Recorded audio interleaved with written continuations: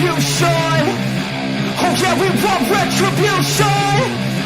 Oh yeah, we want retribution. Oh yeah, we want retribution. Yeah, we ran out of patience. Boil up with the cold hard hatred. I can feel the vibration. Feet in the streets, it's a new sensation. I wanna break faces on the pavement. I wanna make greatness look complacent. Adrenaline awakened, I can taste it. We can make an impact, grab and then take it. Like a disease, bring them to their knees. No pain for them to see. Just like a weed.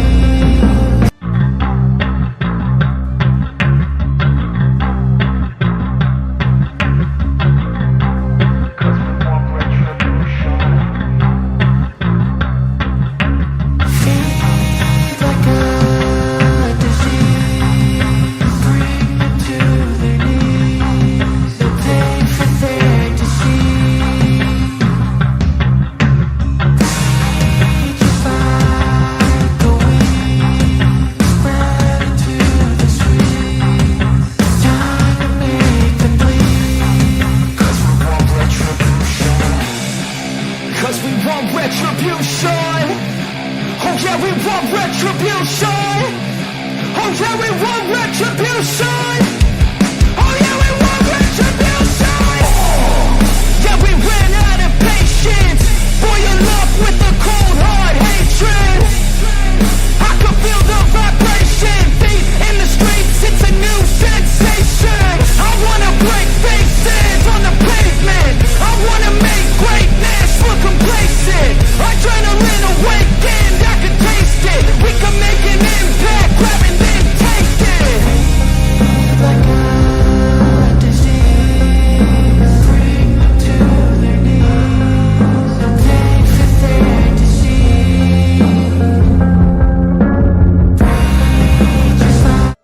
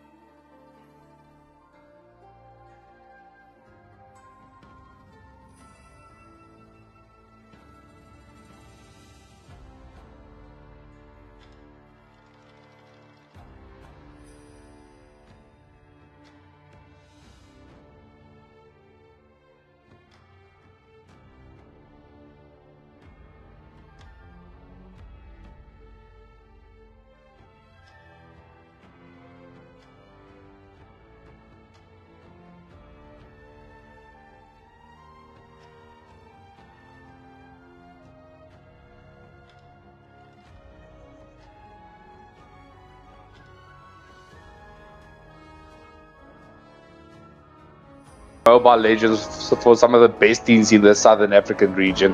I mean, how else would you want to spend your evening? Yeah. Well, as I think the teams are ready, and so I don't know, should we jump into the drafting phase? For those of you who don't know which teams are playing each other, look at the polls. It's there. It's Bellatrix up against Vikings in a best of 3. This is the first match for the evening. Welcome everyone once again to the chat. And so we will head off into this drafting phase once we've the lobby screen has loaded through. Because, well, it sometimes is a little bit slow. But anyway, we're gonna get there really soon. It's Bellatrix's will be taking the blue side, Vikings the red. So Bellatrix with your first picks and first bans. Vikings will be obviously then second picks and second bans. Because, I mean, you get two options in this life. Sort of like genders. But anyway. Yeah, speaking of which, Eve with the first ban for the side of Bellatrix's. Vikings did put up a dominant performance last night, so very curious to see if they are going to keep that trend as we see Bellatrix bans out the Nolan off the bat. Always on the way. Yeah, the follow-up there is the Matilda ban. So Vikings definitely checking out the fact that Bellatrixes do like to pick up that Matilda on the roam position and do very well with the Matilda, I might add. Bellatrix is responding with the Granger ban simply because they saw the Vikings use Granger to great effect, so they do want to take that weapon out of their arsenal. I mean, apart from the fact that, Granger is quite deadly. Well, I mean, we did see a lot of matches with Granger last night. I'm referring to Silver Surfer playing with Granger. Had a splendid evening, and as well as Vikings also picked up Granger. So, very beautiful plays. The response bans Camilla. So, no cursed blood for the side of Bellatrix's. Bellatrix goes with the higher Usa ban. So, no Lotus's boyfriend in the first match. Yeah. So, Blush counter goes up by 1, and Zetien down the other, because that's going to be the next what is considered to be almost a standard ban right now with Zetien. My sales itching for a real Oh, Yona picking up Kalia as the first pick for the side of Bellatrix. Bro, what do you think of this Kalia first pick? Kalia is very strong. I mean, she's got pretty much what you'd need from Aroma.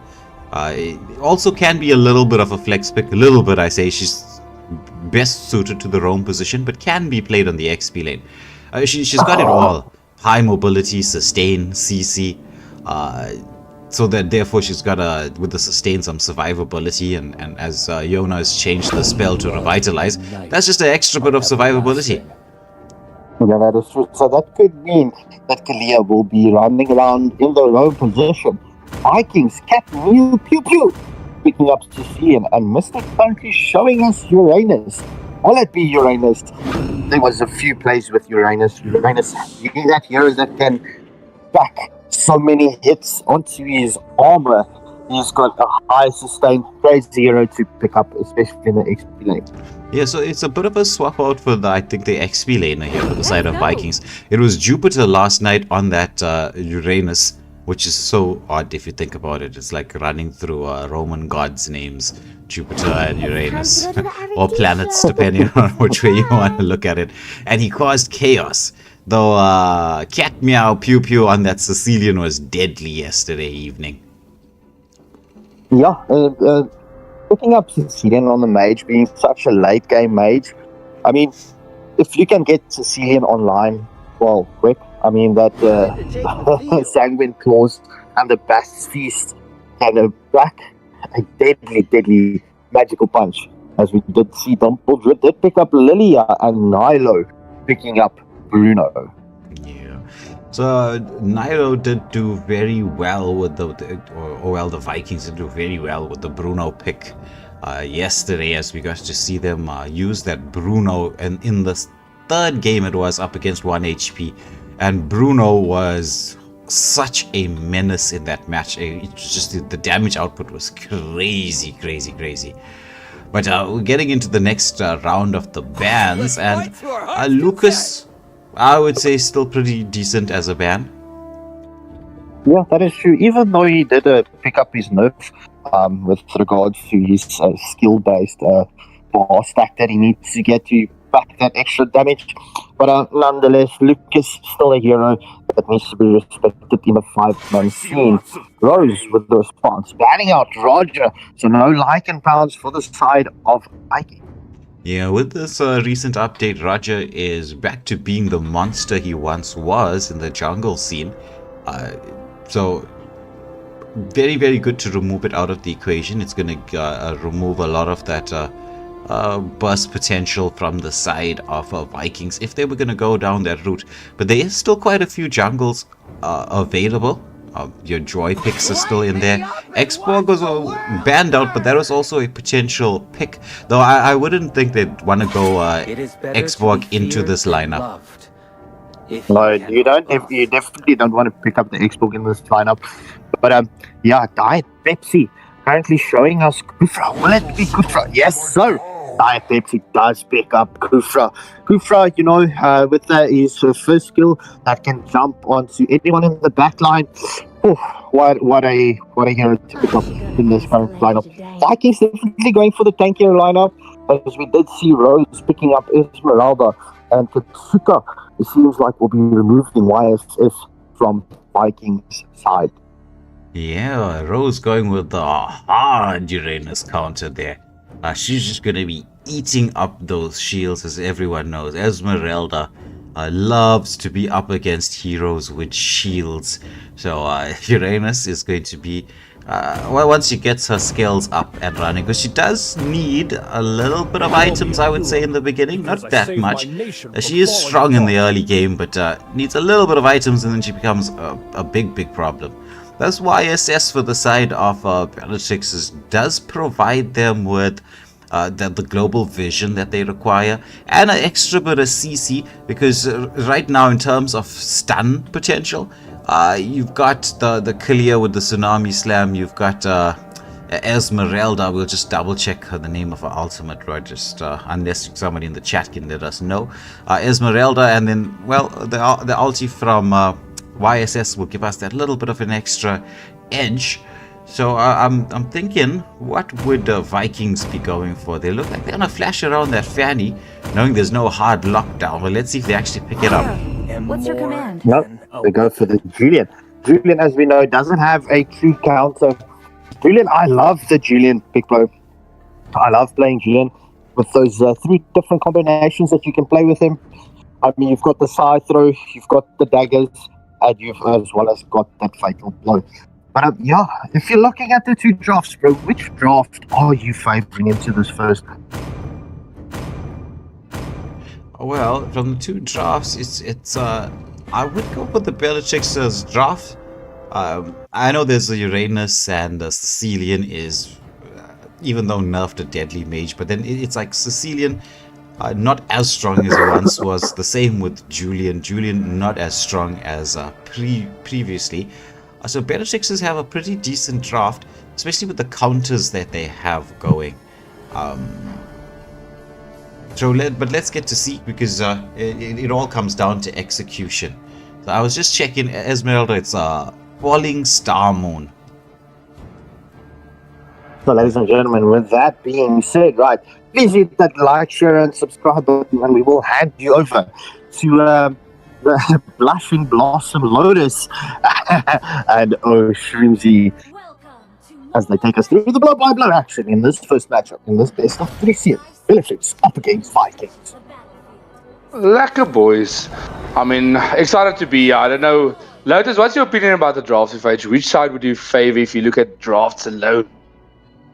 Bellatrix's draft for sure, because I didn't see any hard CC coming in from the side of the Vikings, and you know me, I prefer the team fight compositions that allow for CC, AoE, and Vikings draft is just lacking in that aspect.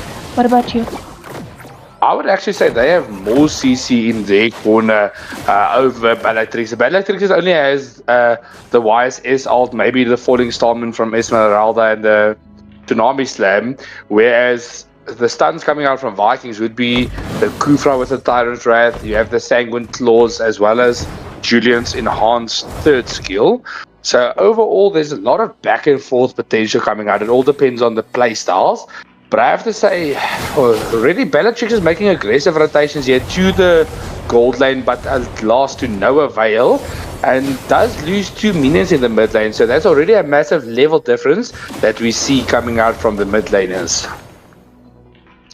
That is true, and here in the gold side of the map, the teams were just poking each other, that Kufra onto the Kalaya. But the first turtle is up in 25 seconds, and both teams will have to be rotating. Well, this 1v1 of the X-Plane is going splendidly in favor of Esmeralda. She's just bursting through all that shields of Uranus, already bringing him to about 1/3 of HP. Julian just making Campy onto the gold lane, so it's going to be a split rotation, one side to the gold lane, one side to the X-Plane. But it looks like no team are going to get that first blood in this exchange. Very good discipline coming out from the side laner from both teams. That is true. I think they'll probably have the first blood here around the turtle, because that is the one thing that both teams want. Kufra already scouting out the Yi Sunjin in the bushes. Oh, definitely. There's the engagement Sanguine Claws into that feast. Lilia just with that horse doing a lot of pressure. Uranus into the mix. Retri gap by Kilua, but that's first blood going. 2 double kills for Vikings. Erathal will be the second. The Tyrant's Wrath onto Erathal, securing the kill. Dimple Druid in a lot of danger. That's Sicilian just dishing massive amounts of damage. And Mystic on that Uranus, barely escaping with his life. But meanwhile, Kulua going for that engage. He knows the YSS is low, so they definitely have an opportunity to go for this invade. But that's a 4-for-nothing exchange with the first out of the match going in favor of Vikings. That 4-for-nothing almost turned into a full wipeout below 3 minutes of the game. That the aggression, that controlled aggression coming out from the Vikings is crazy this match. Definitely. I mean, overall, if they can keep this early game lead going into their favor, this will be a massive. I mean, already the whole gold shield has been popped from this Vikings. They go onto the Erathal with the Tyrant's Wrath. Erathal gets melted. The kill stolen by the Kufra. Dimple Druid in a lot of danger. Black Shoes has been committed. YSS is into the mix. Kalia as well. The knockup is there. Purify has been used to Nami Slam onto no one. But the YSS continue with the damage onto that. Bruno gets the kill onto the Sicilian, but Bruno with the return kill in that exchange. And that will be a tier 1 turret going to favor of Vikings. 1-for-1 exchange, but it seems like the Vikings got more out of it than the Bellatrixes did. Right now, the Bellatrixes have to play a bit more conservatively, but the engagement onto this Erathal.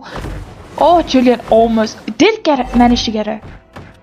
Oh, beautiful. I mean, that's that burst damage just coming out, as well as that lethal ignition on the Brood. I mean, that's why emblems makes a difference. I mean, the lethal ignition burn on a burst hero can be deadly. Sanguine Claws with a Kufra and a Tyrant's Wrath.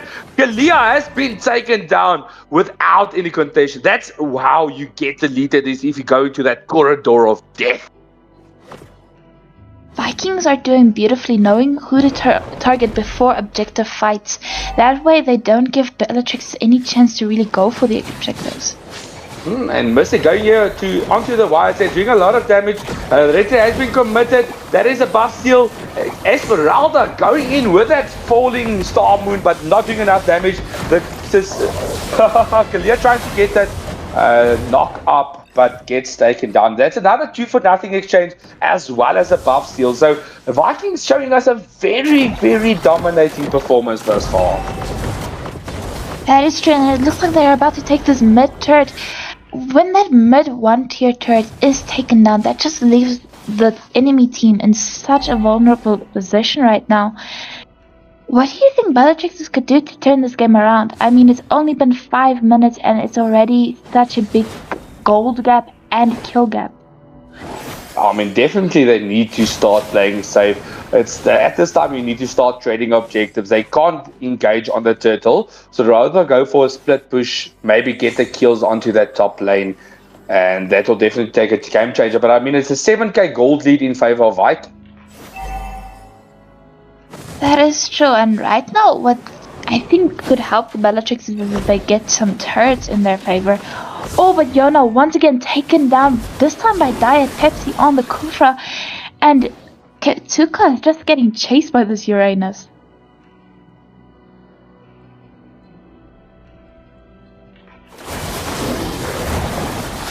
And the chat is gone. Okay, I'm back. I had a bit of a McDonald's Wi-Fi moment there. My complete game froze. I don't know what happened there, but don't stress. I am back.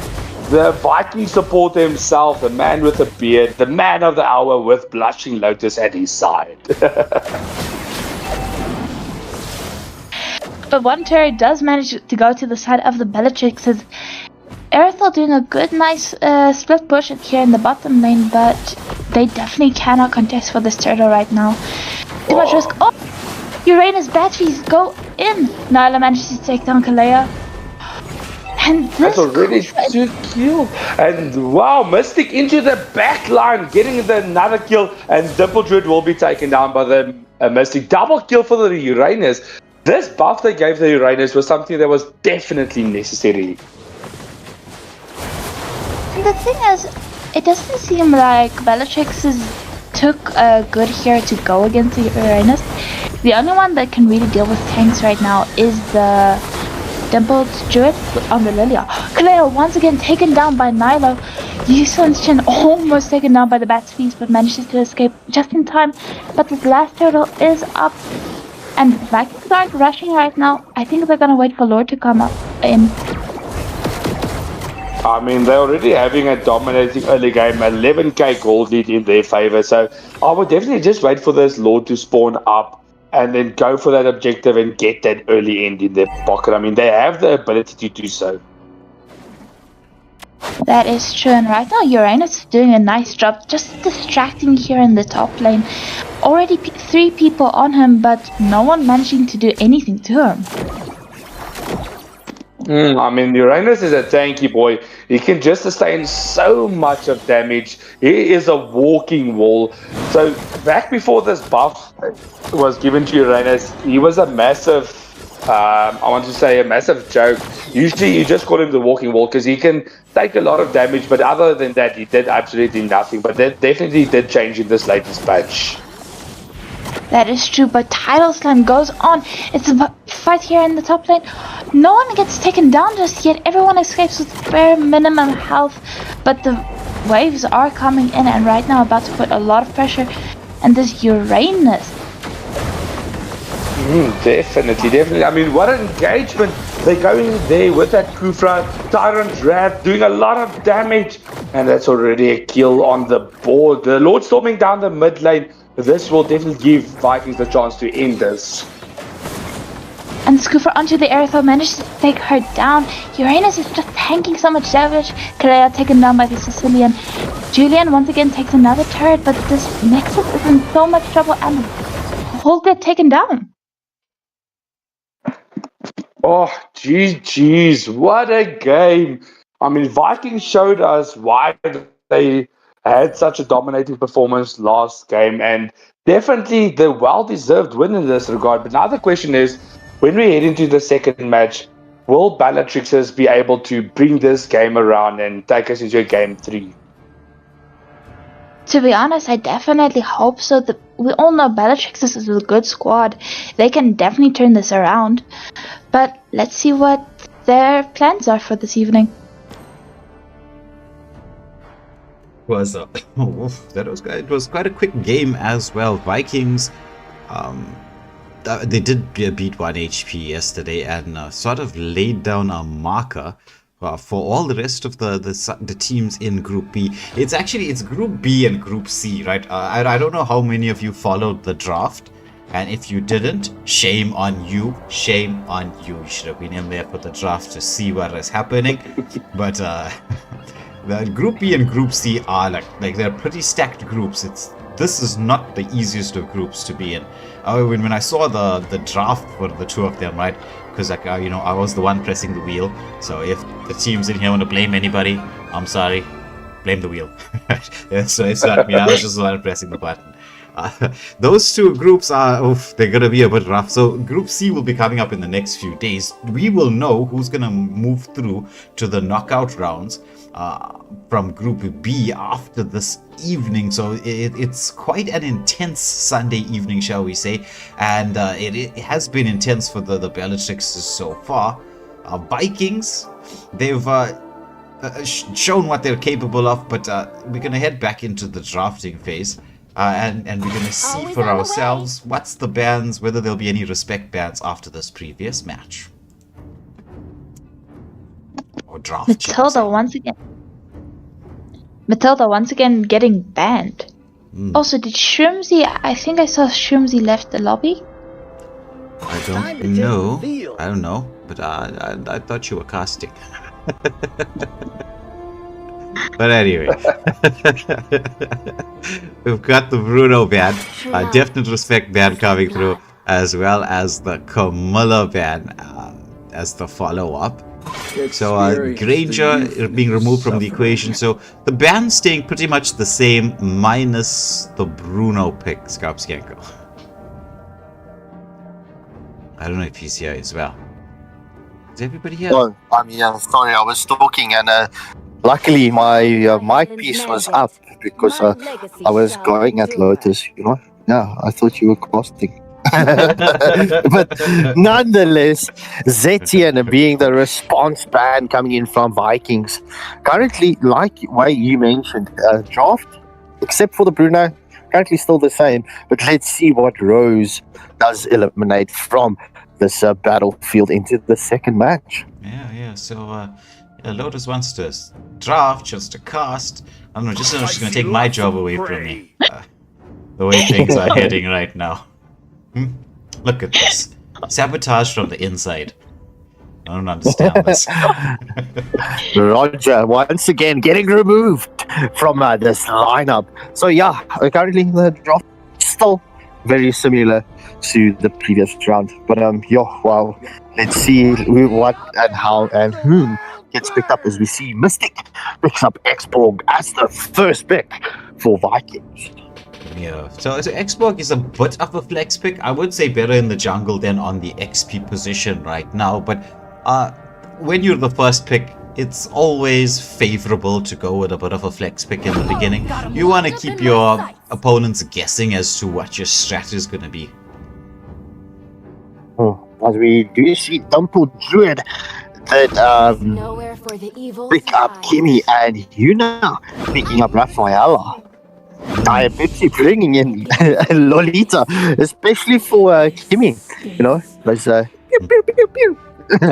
Yeah. Those pops. Yeah. That's a hard counter to the Kimmy pick there. Though I do like the Rafaela Kimmy combination. When Kimmy's got that crazy amount of wave clear, and Rafaela just gives her extra mobility on top of the mobility she already has, with a bit of sustain, so they can put a bit of pressure here in the early part of the game, especially with a Selena. Selena is not the best at wave clearing. She is very good at setting up kills and has one of the most broken skills in the game, which is referring to the sun. The trap. You know the way it gives you the Yes. vision. Yeah. That is that trap. You can place it like literally everywhere on the map and have vision in that spot, at least for a certain duration. That's crazy. That is true, bro. So Bellatrix does remove Hayabusa. Hayabusa is not getting picked up in any of the matches so far between Bellatrix and the Vikings. I saw Lotus's reaction. She was waiting for me to say something about Hayabusa, but it's fine. I'll let her ease off of this one in this round. Yeah, we will savor it. No, it's not nice to let it run dry too quickly. You know, it's like a fountain. You know, if we just take out all the water and nutrients and whatever we get from how long can we enjoy it? No, we're just gotta take it easy a little bit. But what do you think about this Clint pick with the Lolita in the equation? On the edge of the Bro, that means Kimi will be going mid, but I don't know. That bounce off of his ult of Lolita shield can be very devastating for his team. So your timing needs to be key on both of these NM players that they did pick up, even though one is going to be playing mage. But yeah, this is going to come down to discipline and waiting for those skills to come out. So, meantime, Nolan and YSS was the final bans from both sides. Sticking with the banning out jungles mainly between the two teams, though surprisingly, right, no one's been banning out like the Uranus pick, the Lapu Lapu, the Yuzong.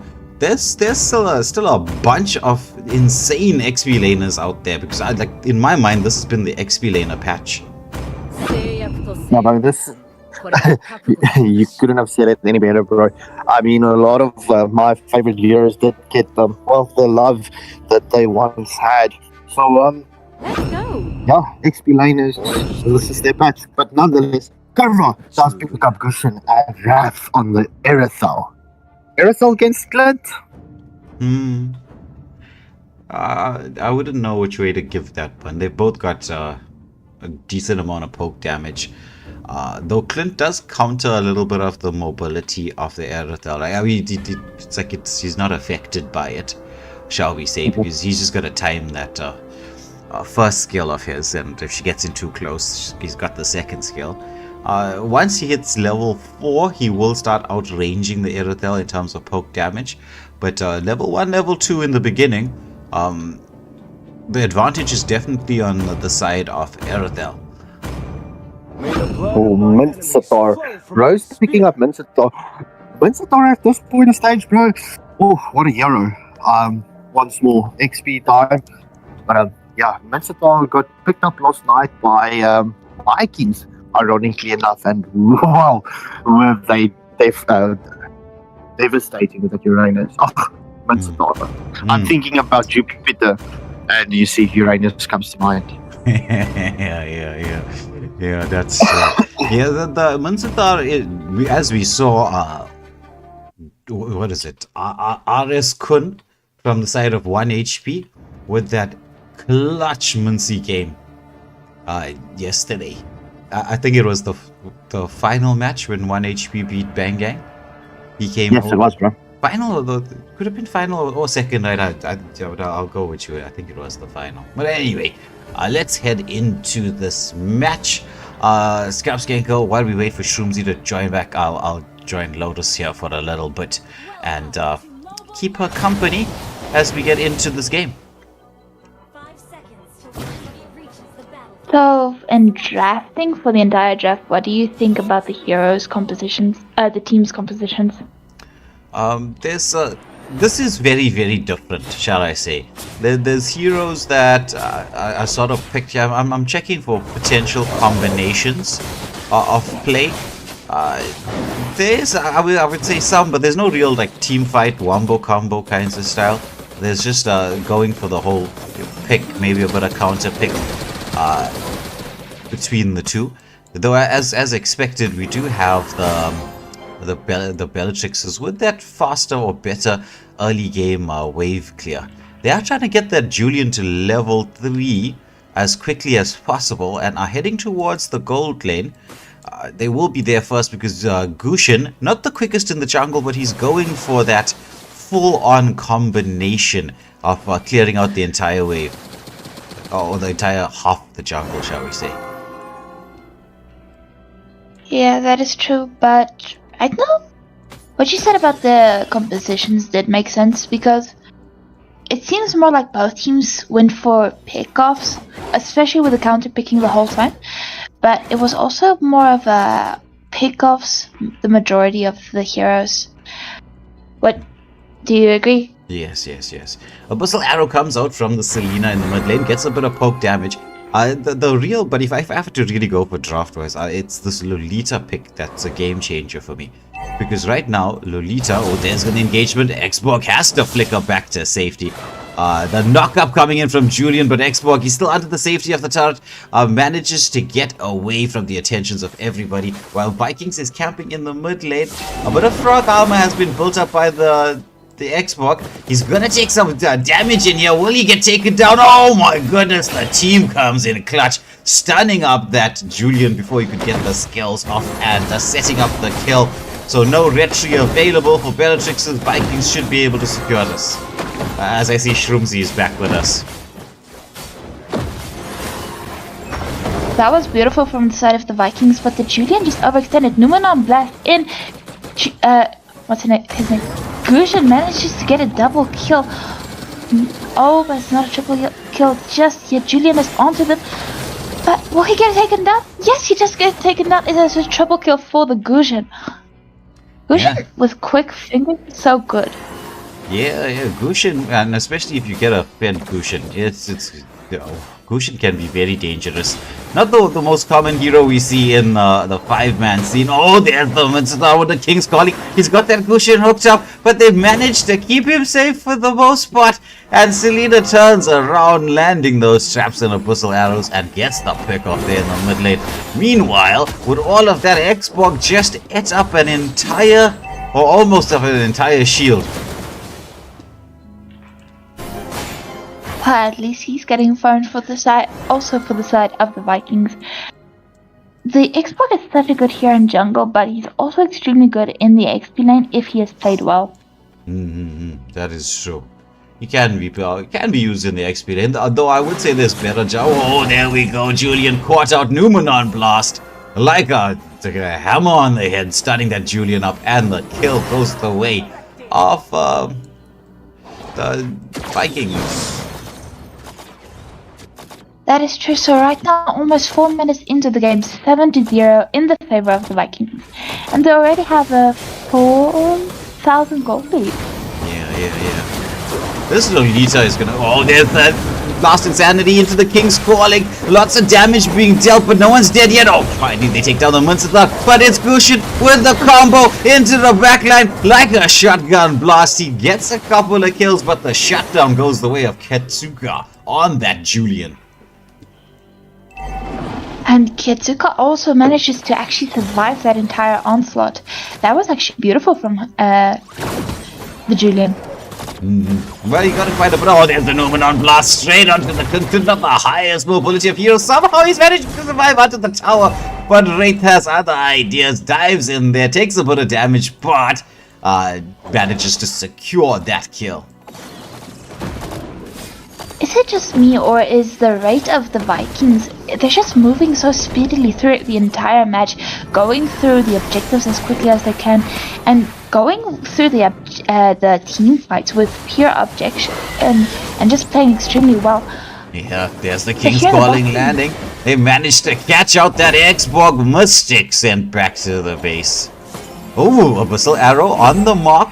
Look at the length of that stun, a bit crazy. But they do manage to protect that Julian. Meanwhile, on the top lane, there's a kill. There's a Numenon Blast, does catch on to one, but there's no one there to really follow up with the damage. There's the Abyssal Arrow with the trap once more. It's a 2v4 situation. But Vikings, they're staying true to their name, not wanting to back off. That is true, but in the meantime, this Gushin is just clearing Bellatrix's jungle at this moment. Yeah, he's got that, he's going for the shotgun build. We'll see it very, very shortly, when he starts throwing out those daggers, and the rate at which he's farming, as you can see, the Genius one is already up and running, so he's got that extra magic penetration. We will expect to see him pick up the Holy Crystal next, and he's heading on his way to what we call the Gushin shotgun build. This is the first time I'm actually hearing about this build. Yeah, Julian, I'm saying Julian, the Gushin shotgun build. It's not, Gushin's not the most commonly played hero, so you won't really hear all that much about it. Touché. But right now, this Selena is actually also going for that MVP of the match right now. To be honest, after this match, I really want to ask Minton to ban her. Oh my goodness, Numenon Blast straight into the last insanity. The flicker comes out from Mystic. They are dishing out a lot of damage. Oh, the arrow kill. She turns it around. She's back into the mix, diving the backline. They're not even worried about this mid lane turret, although we see Lolita saying, hey, wait, guys, wait. Objectives, please. Let's take this mid lane turret and potentially move on to the Lord. It's still to Turtle rather. It's still another 1 more minute for the Lord. So it's a question of, do we wait for an entire minute or just take the gold while we can get it, like pirate style? But like the Vikings they are, they raid through this turtle, gets the loot, and this Earthel is just farming everywhere she can right now. Yeah, there's a Numenon Blast that once more doesn't land onto the mark, but the last insanity is there just to ensure the objective, ensure the kill. Mystic picking up the immortality already. There's Gushin, wants to go into the mix. That dive through, nice stun up from the Julian. Use that enhanced second skill. Kimmy throws out a stun herself. The Abyssal Arrow aimed at the backline, not quite on the mark, but Vikings continuing with the devastation from the first game, putting a lot of pressure here onto Bellatrix's. That is true, so almost we're at the 8-minute mark of the game. It is 16-3 in the favor of the Vikings, and they have a 9,000 gold lead. That is crazy.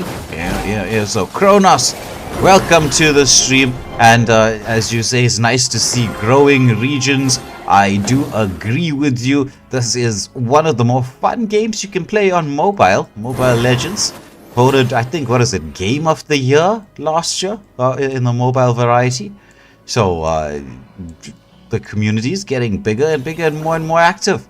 It is a very, very good game. So Munsatar with the hook out. There's the Abyssal Arrow on the mark, but there's no... You don't really want to dive in there in such a situation. So right now, Vikings securing the final tier 2 turret. They will try to get the shields popped. I think by just pushing the waves in, because it's still quite a bit of time. It's about 3 minutes to this. Oh, there's an Aluminum Blast. Hunter 2, the follow-up. King's Calling comes out. The Lost Insanity into the backline. But the Revitalize from the Rafaela keeping everybody alive. She uses that skill of hers and gets Minsatar back into the equation. Gushin wanted to go in for his shotgun blast of an ultimate. A combination, but opting against it, seeing that Minsatar was back in the equation. So good play from the Gushin, and now they're also going for this Lord. They're gonna speedrun it, and Bellatrixes do not have any choice to contest. So they will have to extremely play defensively and make sure not to make any more mistakes. Yeah, this is gonna be tough. This is gonna be very tough. But they do have a side that is capable of mounting a defense, though the gold lead is quite large in the favor of Vikings, but they have the combinations to do this. They've got the Minsatar with the King's Calling, you've got the Rafaela with a sustain, you've got enough burst damage that can come through from the Julian, Clint, and Kimmy, and with the help of the turrets, and as long as your turrets are up, you do get a bit of a buff of armor and a bit of HP when you're around. So they just gotta patiently wait to land that combination. It's just this Xborg and Lolita picks that's causing them a bit of a nightmare. That is true, sir. They have to play safely and also bait out the skills but not fall into the traps. Yes, there's Gushin. Shotgun into the back. King's Calling comes out. The Lost Insanity as well. Irritel dishing out the damage. She wants to chase down. Oh my goodness, the Rose Gold just keeping that Irritel alive. The base is available. But Clint has other ideas. Clint with a kill. Could this be the moment that they mount the defense? They get another kill. It's going to be the tier 3 turrets being taken down. Abyssal Arrow. It hits the mark. Yes, Selena goes and she dashes in and out. Oh my goodness, that trap pops just before Clint could get back to safety. But we do have Kibby and Julian to keep this defense alive. It's a 2v4 situation right now as Gushin and Selena want to go in and continue this pressure, but I think they're going to have to back out. Beautiful defense from the side of Bellatrixes, but that's Selena going for Eve. They knew they can't give them too much breathing space right now, and the Clint should not get as much farm as little farm as possible. Yeah. Well, it's going to be difficult because we know how disciplined Vikings are. I mean, you just look at this. They'll start freezing lanes and taking jungle clear and moving around. They are a very, very disciplined team, but they looks like they want to go for it. They've got the waves synced up here. They're not going to wait that seconds to the Lord. They really... Oh, there's a Numina Glass catching on to 3. Nobody there really with the follow-up. The waves have been cleared out as Gushin trying to find the combo into the backline. Manages to dash back out there. The waves have been pushed away. It's still another 40 seconds to the Lord, but the fight continues as more waves are into the mix. There's the King's Calling coming out as Irritel trying to find the angle. She's throwing those armor buster skills. The base is open. The minion wave is in there. And it is game, set, match. Going the way of Bellatrix. Going the way of Vikings. Those were two extremely quick matches right now. The Vikings just ran through it like a marathon. Yeah. They're marauders. What can we say? And pillaging their way to the next round. Yeah, pillaging their way to. And speaking of Vikings, let me get 2 of them up on the screen for you. So, Shomzi, welcome back. Welcome back. It's been a long time. Been years, bro. Been years. Long time no see. It looks like you've aged since I last saw you. Well, you know how things are, right? Lots of stress, lots of pressure. You know, Lotus is gunning for my spot. She says she wants to be. She wants to take the hot seat here. So I was like, okay, I'm under a lot of strain these days. What can I say? Oh. That does explain the grey hair in the beard. It seems like we've got it on exactly the same spot, bro. It's on this side, you know. Yeah, we are partners after all. You know? Nonetheless, ladies and gentlemen, this does conclude the first best of 3 series of the evening. And Vikings are, well, putting on a lot of dominant performances. I mean, it seems like they will be the team to be on the lookout for in that Group B. Yeah. So, Kronos, thank you for the compliment. I'm glad you enjoyed the casting. As your question as to the prize pool, I think there's going to be some diamonds available.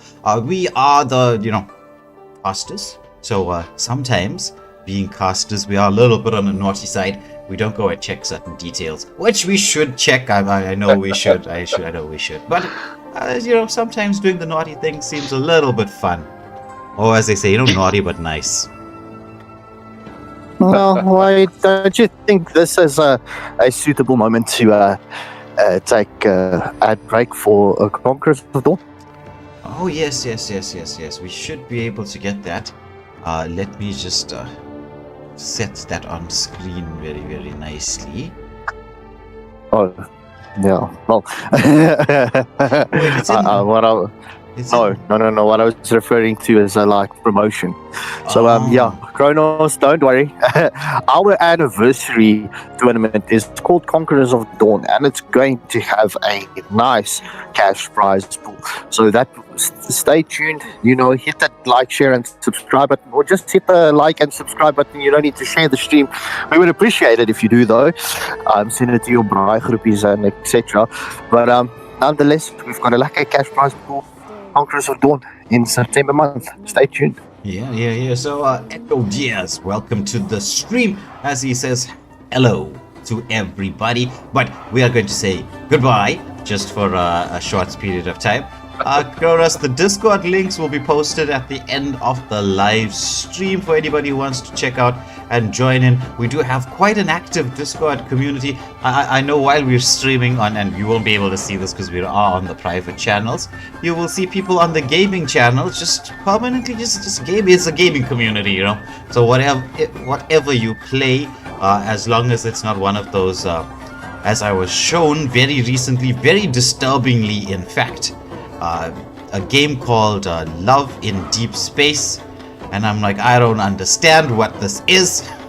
I don't know what is going on here. Maybe you, the viewers at home, have seen this, but I the old man that I am like, I despair for the younger generation if this is what they are doing. And we 100% stay away from Gardenscapes and Candy Crush. Yes. No Gardenscapes, no Candy Crush. Some of us. Yeah, but anyway, we will have the pause screen up and running for you for just a few minutes.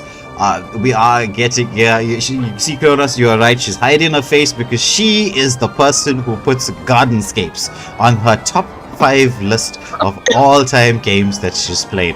I have no words for this. No words can be spoken. I mean, putting Gardenscapes and Cars 3 above Call of Duty and Minecraft. But if you want to find out what this is all about, check the video with the podcast. I mean, it's a lot of fun and you'll be able to laugh with us going on forward. There's a lot of inside jokes. Yeah. We're going to reveal all these inside jokes very, very soon on the podcast. We hope you do tune in to talk to us, because I mean, it's a podcast is not a podcast without the viewers, because we kind of want to talk to each other but also talk to you guys at the same time, because we're gamers, we love gaming, we just love to talk about anything gaming related. So we got a good few interesting topics in the mix. We've got a couple of controversial topics in the mix, but we'll have all of that up and running and ready for you in the upcoming weeks. So don't despair if you're on school holiday. We'll provide a little bit of an extra entertainment for you. But sadly, Beanies, I know you hate breaks. I know. But you know what they say. Just have a Kit Kat on the side. But we're just gonna get the lobby up and running. That's why we need to have the pause screen. But we will be back with you in a moment.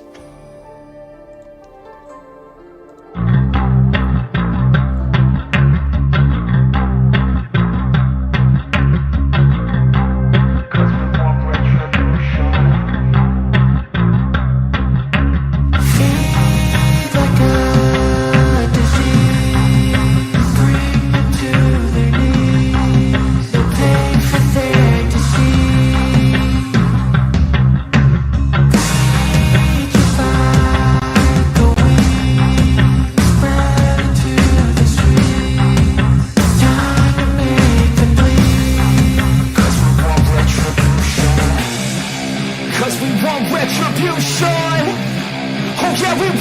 retribution.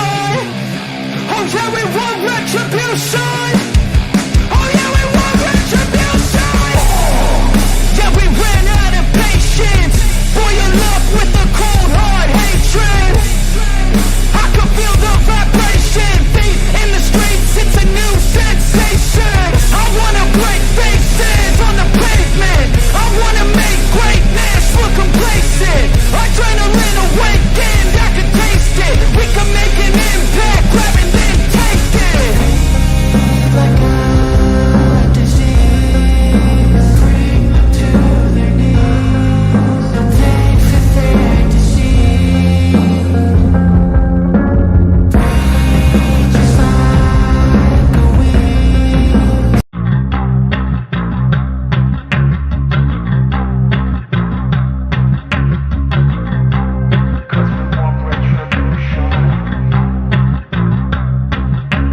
Feed like a disease, bring them to their knees. They'll pay for their disease.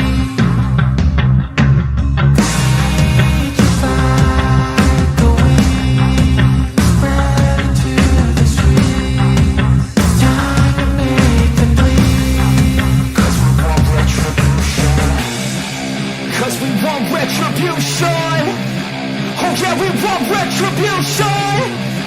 Oh yeah, we want retribution. Oh yeah, we want retribution. Yeah, we ran out of patience. Boil up with the cold hard hatred.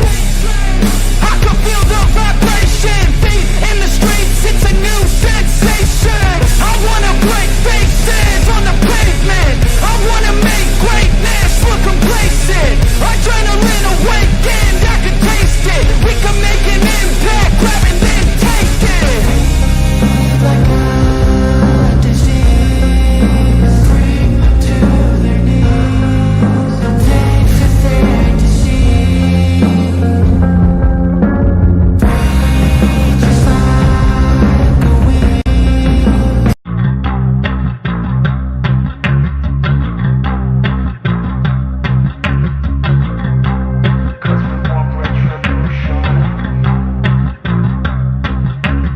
Feed like a disease, bring them to their knees. They'll pay for their disease. Just like a weed, spread into the streets. Time to make them bleed. 'Cause we want retribution. 'Cause we want retribution. Oh yeah, we want retribution. Oh yeah, we want retribution. Oh yeah, we want retribution. Yeah, we ran out of patience. Boil up with the cold hard hatred. I can feel the vibration. Feet in the streets, it's a new sensation. I wanna break faces on the pavement. I wanna make greatness look complacent. Adrenaline awakened, I can taste it. We can make an impact, grab and then take it. Like a disease, bring them to their knees. Pain for their disease. Just like a weed.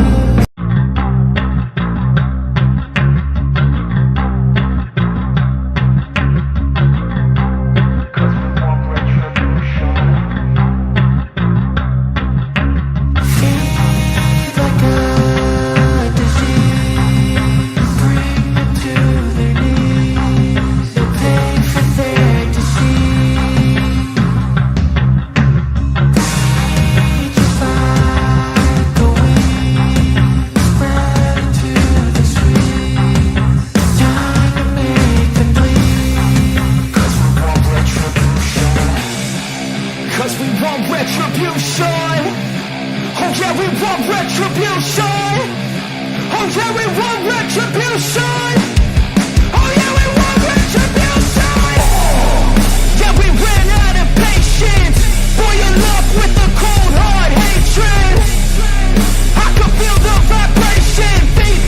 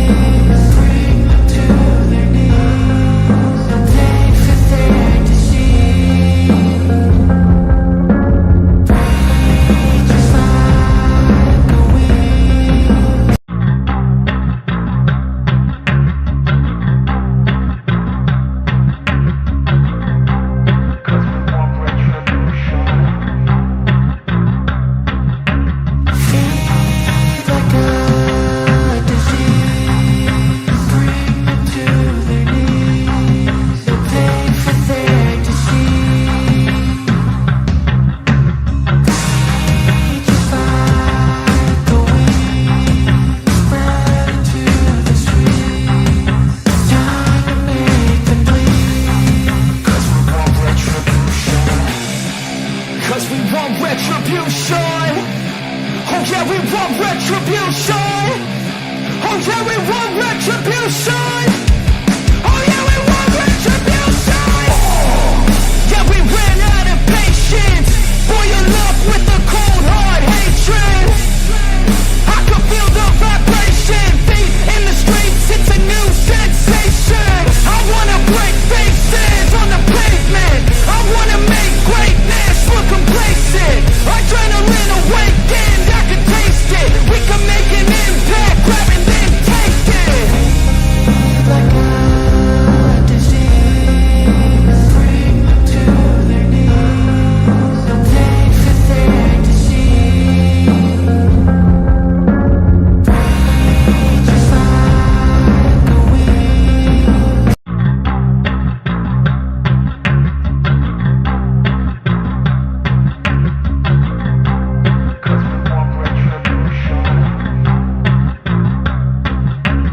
Feed like a disease, bring them to their knees. No pain for their disease. Rage is like a weed, spread into the streets. Time to make them bleed. 'Cause we want retribution. 'Cause we want retribution. Oh yeah, we want retribution. Oh yeah, we want retribution. Oh yeah, we want retribution. Yeah, we ran out of patience. Boil up with the cold hard hatred. I can feel the vibration. Feet in the streets, it's a new sensation. I wanna break faces on the pavement. I wanna make greatness look complacent. Adrenaline awakened, I can taste it. We can make an impact, grab and then take it. Like a disease, bring them to their knees. No pain for their disease. Rage is like a weed.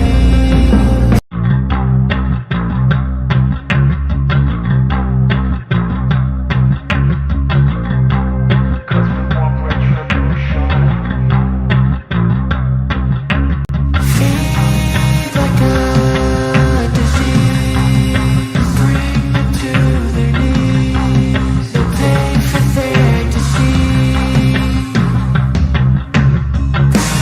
Rage is like a weed, spread into the streets. Time to make them bleed. 'Cause we want retribution. 'Cause we want retribution. Oh yeah, we want retribution. Oh yeah, we want retribution. Oh yeah, we want retribution. Yeah, we ran out of patience. Boil up with the cold hard hatred. I can feel the vibration. Feet in the streets, it's a new sensation. I wanna break faces on the pavement. I wanna make greatness look complacent. Adrenaline awakened, I can taste it. We can make an impact, grab and then take it. Like a disease, bring them to their knees. No pain for their disease. Rage is like a weed.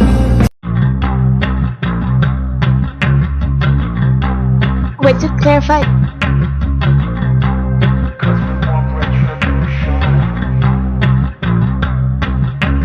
Feed like a disease, bring them to their knees. No pain for their disease.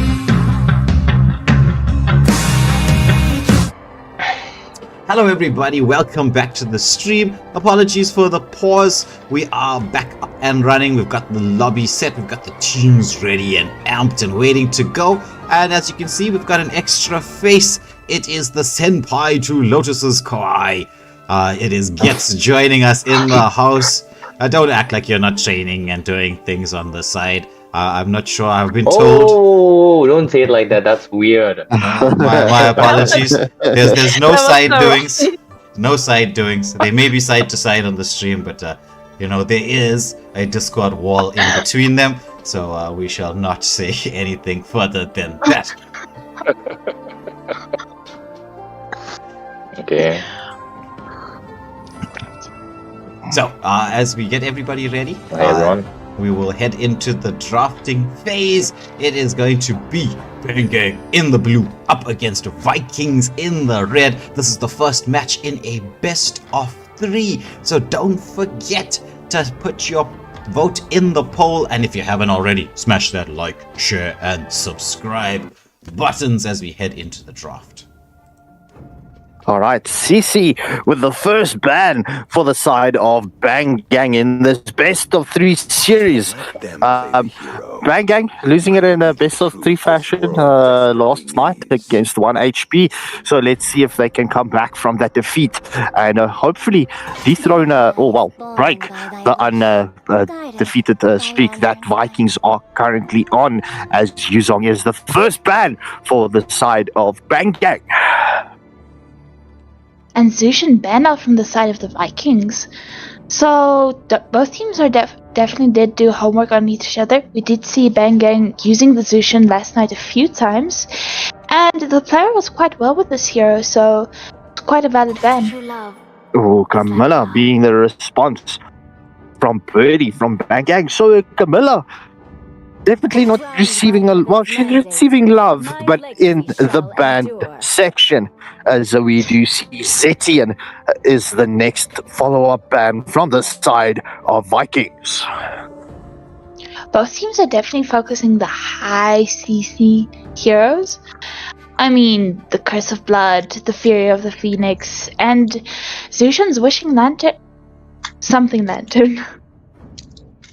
Yeah, that is true. I mean, Zushin with that displacement capabilities. I mean, yeah, Zushin, since she's been released, definitely still a hero that is ban worthy. Birdie just currently utilizing that 50 seconds that the tournament lobby does give you. Will it be? Oh, there we go. Sicilian getting banned out. So no Sanguine Claws and no Bats Feast. So no Dracula vibes. Unfortunately. However, Jupiter coming up with the next ban. Will he also be going for another mage ban, or will they be focusing more on roam bans now? I'm just quickly, my brain arc fast, right? And I need you to help me here.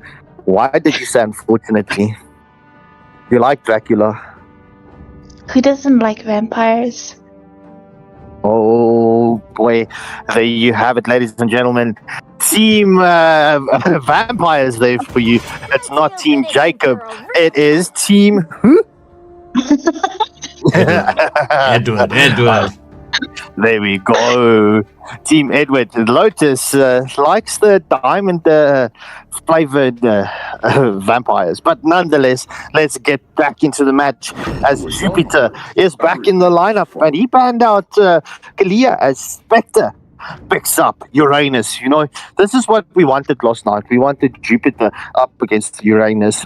And it seems like the questions not the question, the want has been answered as Handsome and Curva with the next picks for the side of Vikings.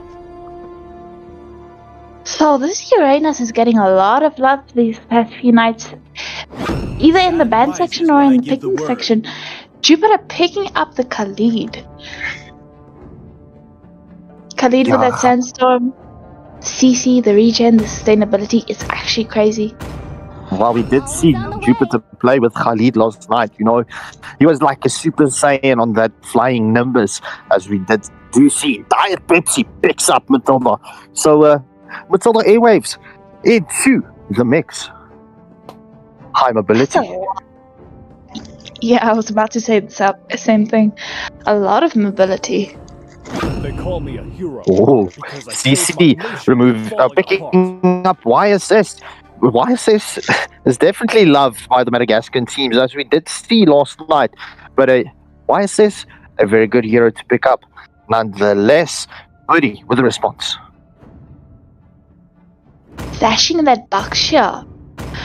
if I remember correctly, someone mentioned him as the anti-heal king. So using him again.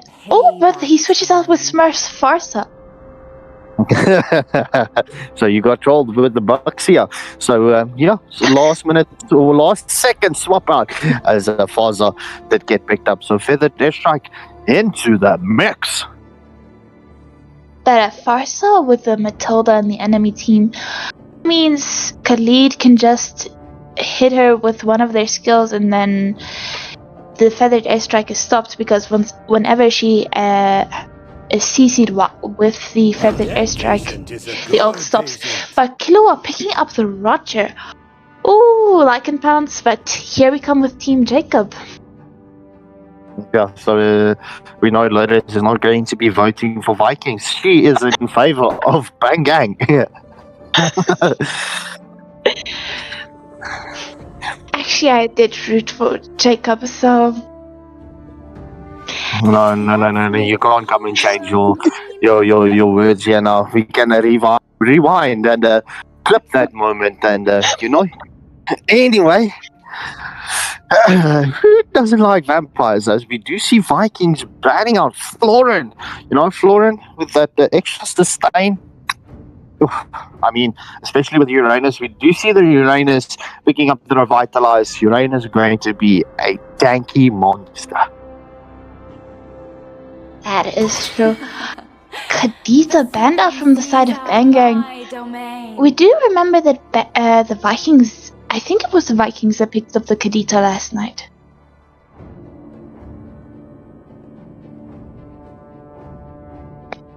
Handsome with a pick for the side of Vikings. Will Handsome pick up for us? Well, I mean, final ban. Who will Handsome ban on in this first best of 3 series between Bang Gang up against Viking series? He would probably ban a marksman right now because that is. Oh, but he bans out the Badang. My prediction skills are a bit off tonight. Yeah, so please don't put your money when Lotus gives you a call. If I say something, pick the opposite, okay? But Destiny with the last ban of this drafting phase. I'm not gonna make another prediction, but let's see. The Vikings just need another marksman and a mage. Yeah, so Eve getting banned out from the side of Bang Gang. Cat Mew Pew Pew says, don't worry, I do see that you did focus ban me, but I've still got a, nightmaric spawn for a response. He wants to go with the alien bugs. This is the first time I'll be seeing Zask on Purify if he just does choose the Zask. When you gaze into the abyss, Selena getting picked up from the side of Vikings. Cat Mew Pew Pew not going with Zosk. Did pick up Selena. Will Birdie pick up the Buxia? It's been a minute since we've seen a Buxia in a 5-man scene here on our channel. True. And Baksha is extremely a good hero, especially if he can just spam that second skill of his. He does need good aiming skills. Destiny with the last pick for the side of Bang Gang still has not made the decision yet. It is Moskov into the mix. So Bang Gang going for a full tank lineup. I mean, two tanky heroes with revitalizers, and there we go. Vikings does pick up carry, the anti-tank hero. So nonetheless, ladies and gentlemen, get your votes in for this next best of 3 series between Bang Gang and Viking series. Who will draw the first blood?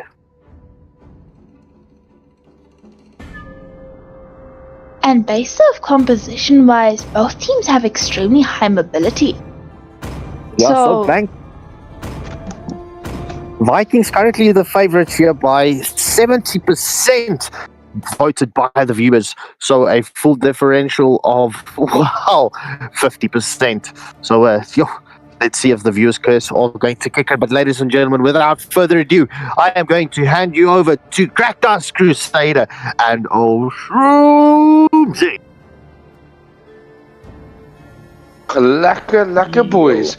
I'm excited to be back finally with my fellow caster himself, Gets Crackdust Crusader himself. I mean, how are you feeling about the game so far, bro? The drafting phase. You know, Mobile legend. the drafting isn't too bad. I haven't really been seeing Boxer playing. YSS is extremely strong right now. Like, he is Omega busted. Especially Roger. I don't know. They didn't really nerf him, I suppose. I thought they were going to nerf him in the previous patch, but it seems that Roger was definitely untouched. But lineup is looking pretty solid. That carry is there, trying to go out for the Uranus and the Boxia. So the red team is definitely looking for some good plays over here. But maybe the YSS with the Moskov can do something, including the Farsa with her high damage. Definitely. I mean, with being in the draft, the Moskov and the YSS is going to be two global ultimates in the hands of Bang Gang. So that definitely gives him the opportunity to make some killer plays, outplays, and everything. And I mean, both teams starting in the opposite lanes, both going for red buffs and doing full jungle clear rotations. So there will be no immediate gank onto the side lanes. That is true. That is true. It's going to be a lot harder to sneak up on them on the, BG, because they do have the YSS, giving them like a slight advantage when it comes to team fights. And the engagement onto Cat BPB. Flicker has been committed. Abyssal Arrow just to keep her safe and keep the YSS honest. So that is engagement, but no kills getting on the board. But beautiful camp coming out here from the Roger onto this mid lane. And they once again just rotate onto the turtle. The turtle will be spawning up in the next 15 seconds. Alright, well, that is a pretty good strat. I see that the Roma took most of the mid, he cleared out the mid lane. I think he's trying to get level 4 as fast as he can. And they're going to share the gold laner, or the EXP laner, and the mid laner will share the EXP here. So that is a very smart rotation from the side of BG, right? Beautiful. And the Sandstorm is there in with a flicker. Very was committed just to keep herself safe. So Farsa does escape their clutches at 1 HP. So even though all the members of Bang Gang has level 4, with that Farsa out of play, they definitely will not be able to contest the turtle. And they go just with a vision from the YSS. Kiliwas onto that Sissy, but he gets back to safety. So that's a turtle in favor of Vikings. It's looking pretty well. I can't say much right now. The goal difference is just the same, but they do have the turtle. They have a shield up. I don't know if they will take this advantage to try and gank to see if they can get some kills in. That Moskov is looking extremely low. There's a big fight happening here at mid. Khalid, what a great ult.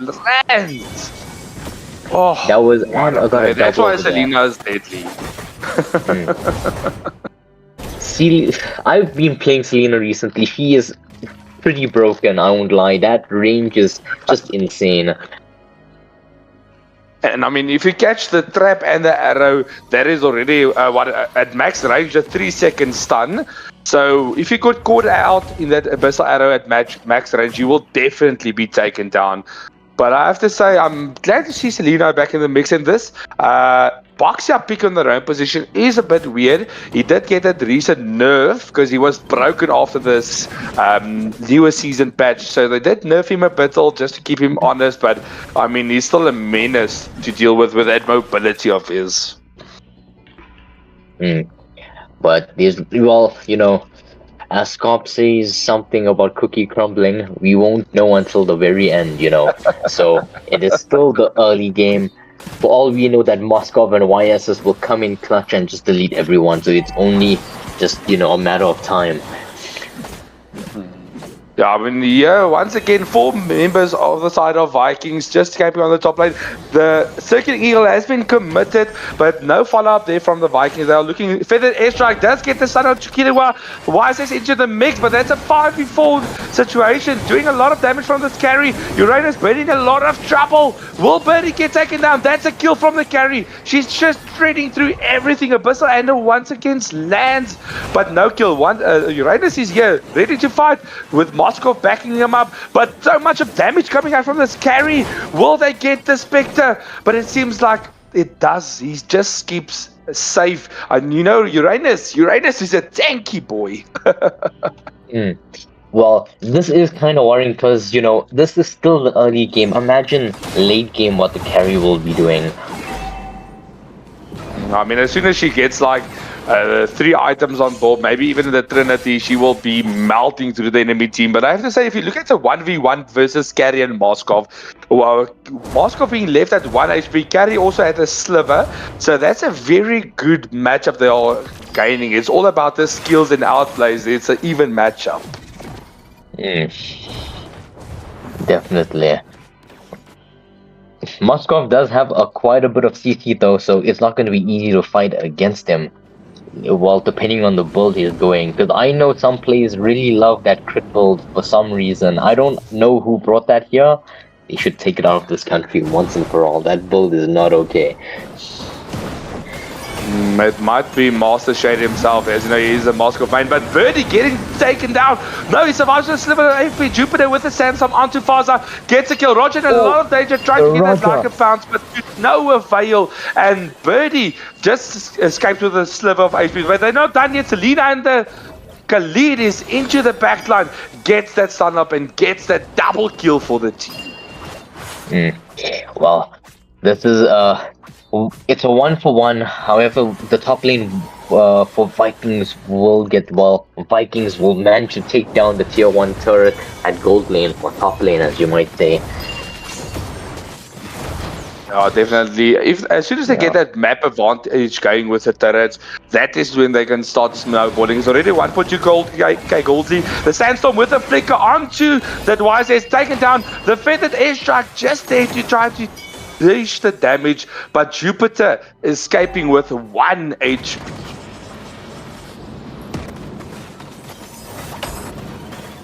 The engagement here into the mid-lane turret, the Spear of Destruction does land, but Moskov not yet doing enough damage, only having 2 items into his pocket. He only needs a DHS so he can get that Trinity build online, and then Moskov will start shredding the enemy team.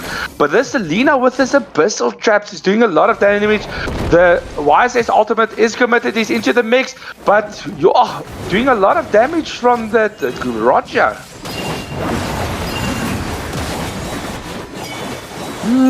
Sandstorm gets taken down onto the mark, and that's another 2 kills for the side of the Vikings in this exchange.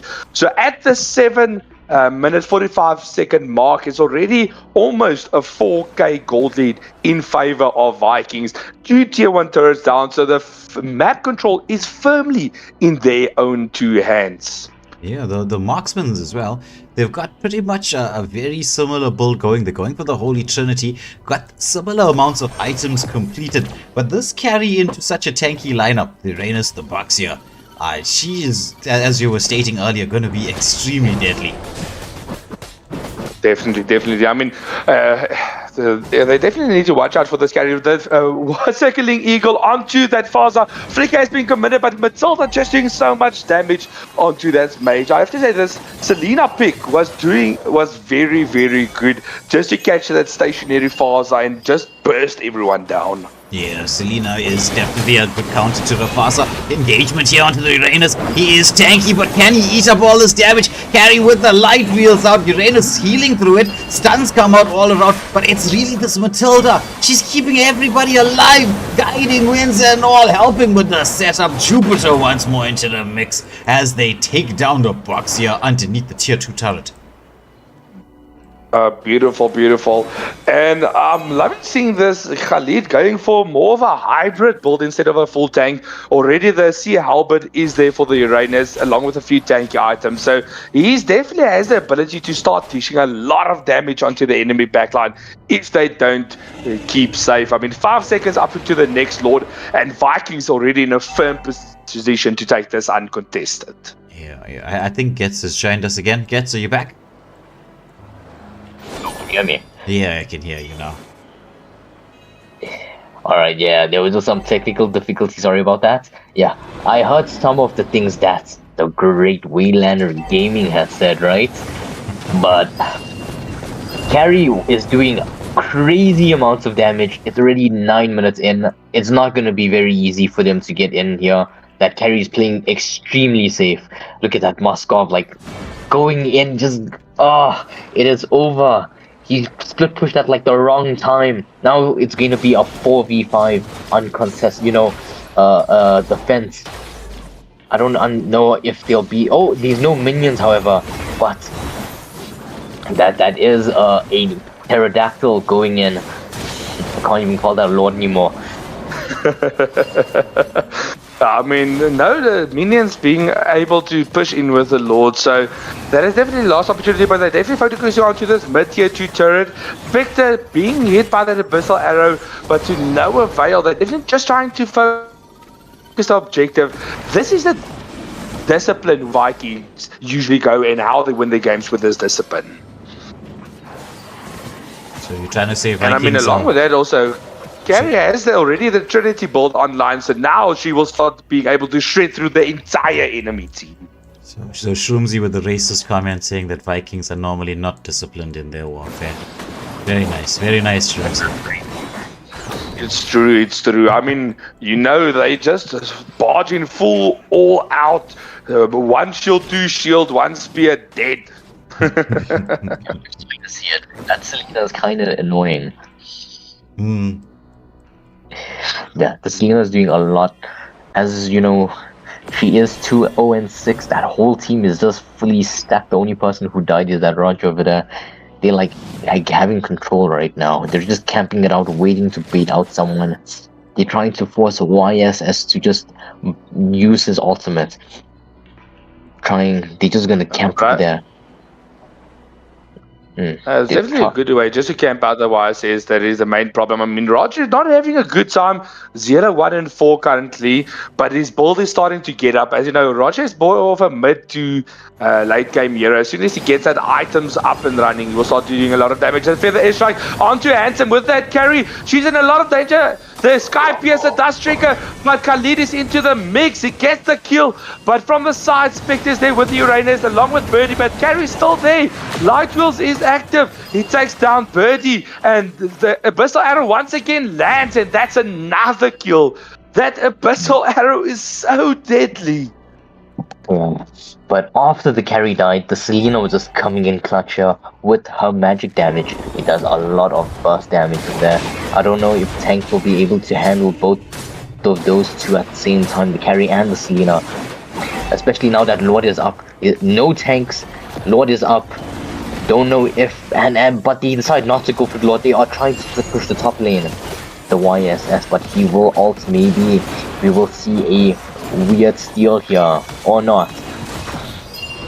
It's already too late as the Lord does go uncontested, but I have to say a good rotation here from the carry, knowing that Bangang can't contest this Lord, rather going to defend that lane. But I mean, Jupiter also with that Khalid doing a lot of damage with that hybrid build of his, and along with him Matilda, he can shred through everything. That is the Abyssal Arrow that lands onto Birdie. The stance is up, circling Eagle out from the Matilda. Guiding Winds in force, feathered airstrike as defense, but she does run away. Look at that damage. Activated. Look at that damage. Double kill for YSS, but that is wide. Only Moskov is left as he does have a 1v3 defense. I don't think this will be able to be a clutch defense. Yeah, well, this is going to be over for him now. The Khalid doing a ton of damage. Jupiter 9-1-9 end the game. What a way to go down. What a game by Vikings.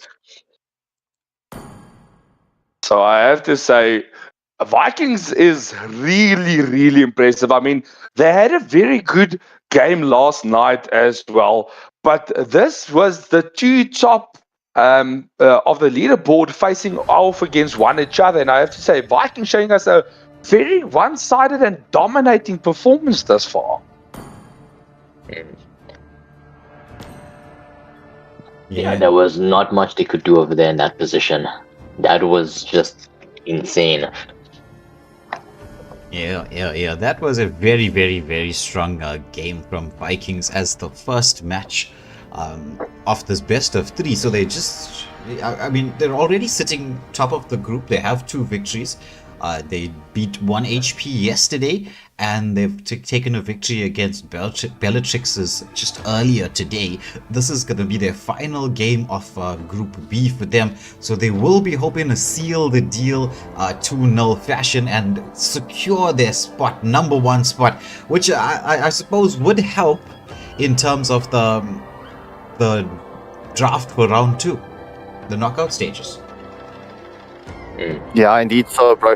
So very curious to see how the logs and fixtures does play out and who is going to be playing who in the next phase. But I mean, we're still a long way to go.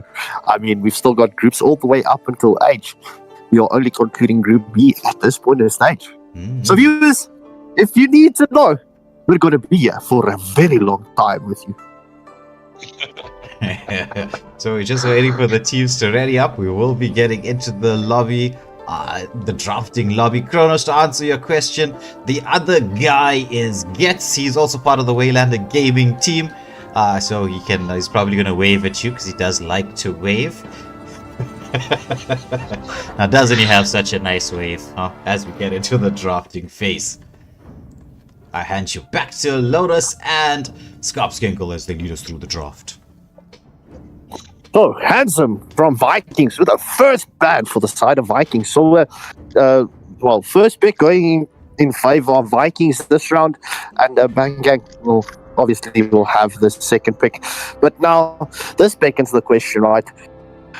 Like last night, we saw all the teams that get second pick, that the performance is in favor of them. Will this be the continuous trend? Or will Vikings drop that curse? As we do see Kalia as the first ban, and Bang Gang responds with the Zong. In answer to your question, considering the way Vikings is playing this night, I think they will definitely want to break this curse as quickly as possible, go 2-0 and end their evening quickly. Well, Vikings have been ending all the matches quite early, in quick succession. So, Vikings definitely has it in their arsenal to, end the game early. Not depending on the draft. Let's see. I'm very curious to see the draft. My question is, are they going to respect ban the Selena and the Khalid that we saw in the previous match? Oh, Vikings removing Zushin, no butterfly lantern for the side of Bang Gang. There we go. There's the first respect ban. Khalid has been removed from the equation. That Khalid caused a lot of problems, so Bangang did make a wise decision in taking him out of the equation. But Jupiter gets the next ban. Do you think they will also be going with respect bans or more meta bans? No, I think Vikings are going to go with the bans that to focus on the draft, the draft counters, or potentially meta bans. But that's the style that Vikings have been banning out. So let's see. Jupiter does have different XP heroes in the lineup, as we do see Zetian getting removed. She really barely gets to see the light of day. And when she does, the next match, she's already back into the banning line. But Birdie gets the last ban of this first phase of the drafting phase. They might be going for that Selena ban that you mentioned, or maybe even banning out a counter for their own draft. Well, let's see. I hear someone is busy eating something or somewhere or whatever. It sounds very delicious. Mind sharing?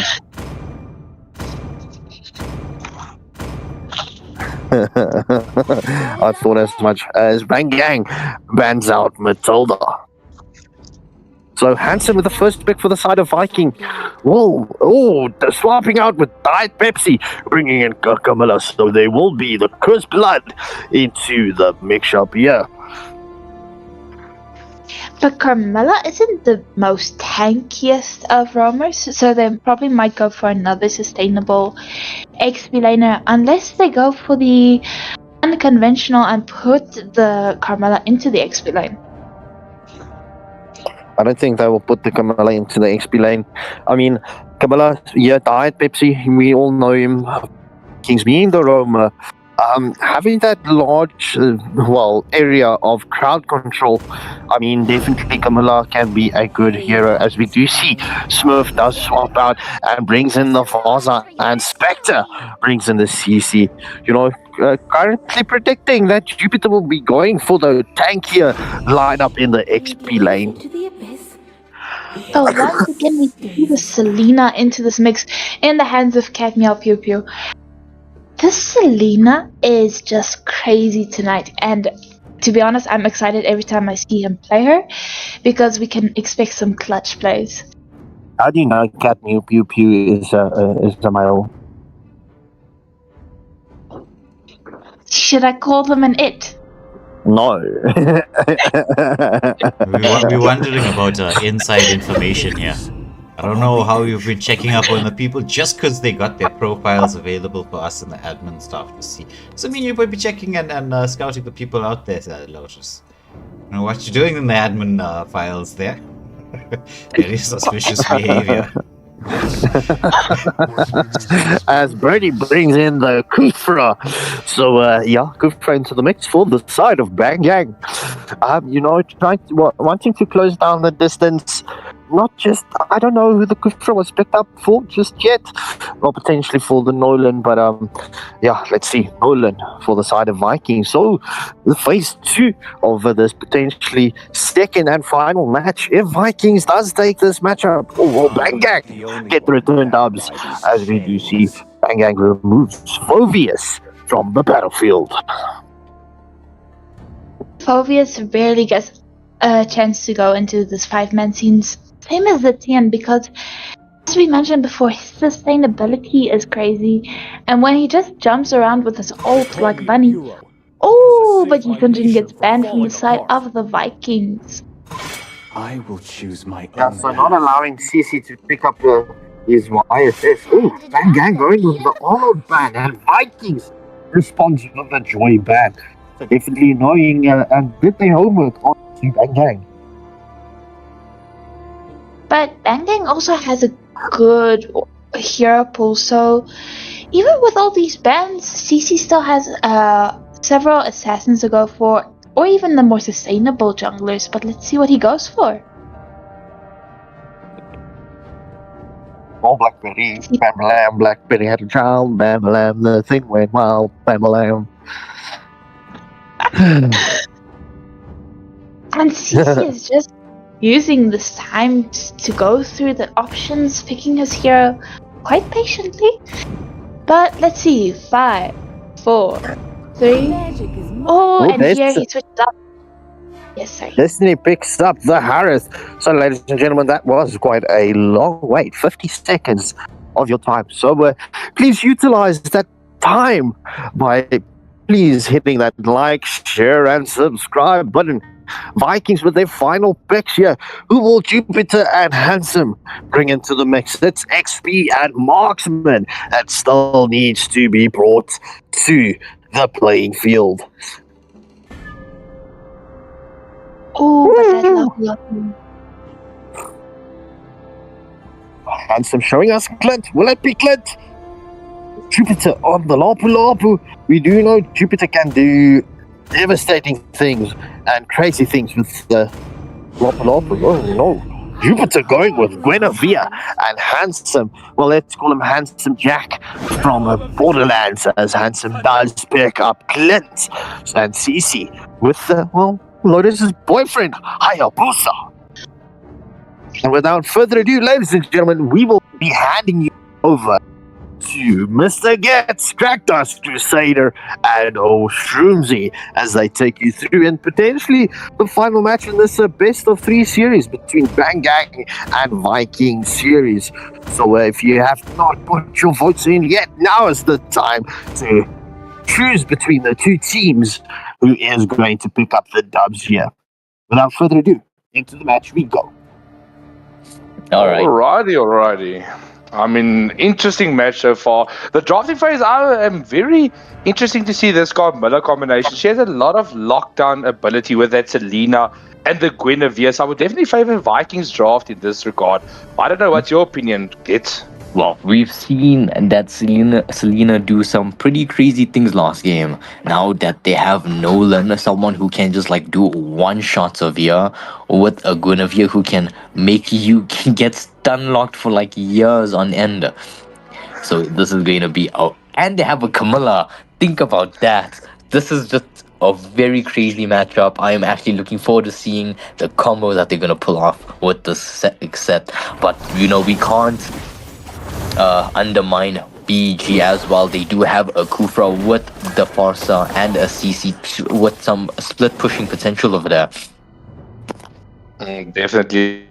I mean, overall, this is going to be a very interesting match. It comes down to engagement versus counter engagement. If they get this Abyssal Arrow landed on, they will definitely have the ability to get this team fight going. And I mean, along with that, Carmilla, as you said, if they get the Curse Blood onto 4 with the Violet Requiem into the Abyssal Arrow, that is stunned up for 6.5 seconds alone. And then you throw a Petrify, you're going to be deleted before you can even think about anything.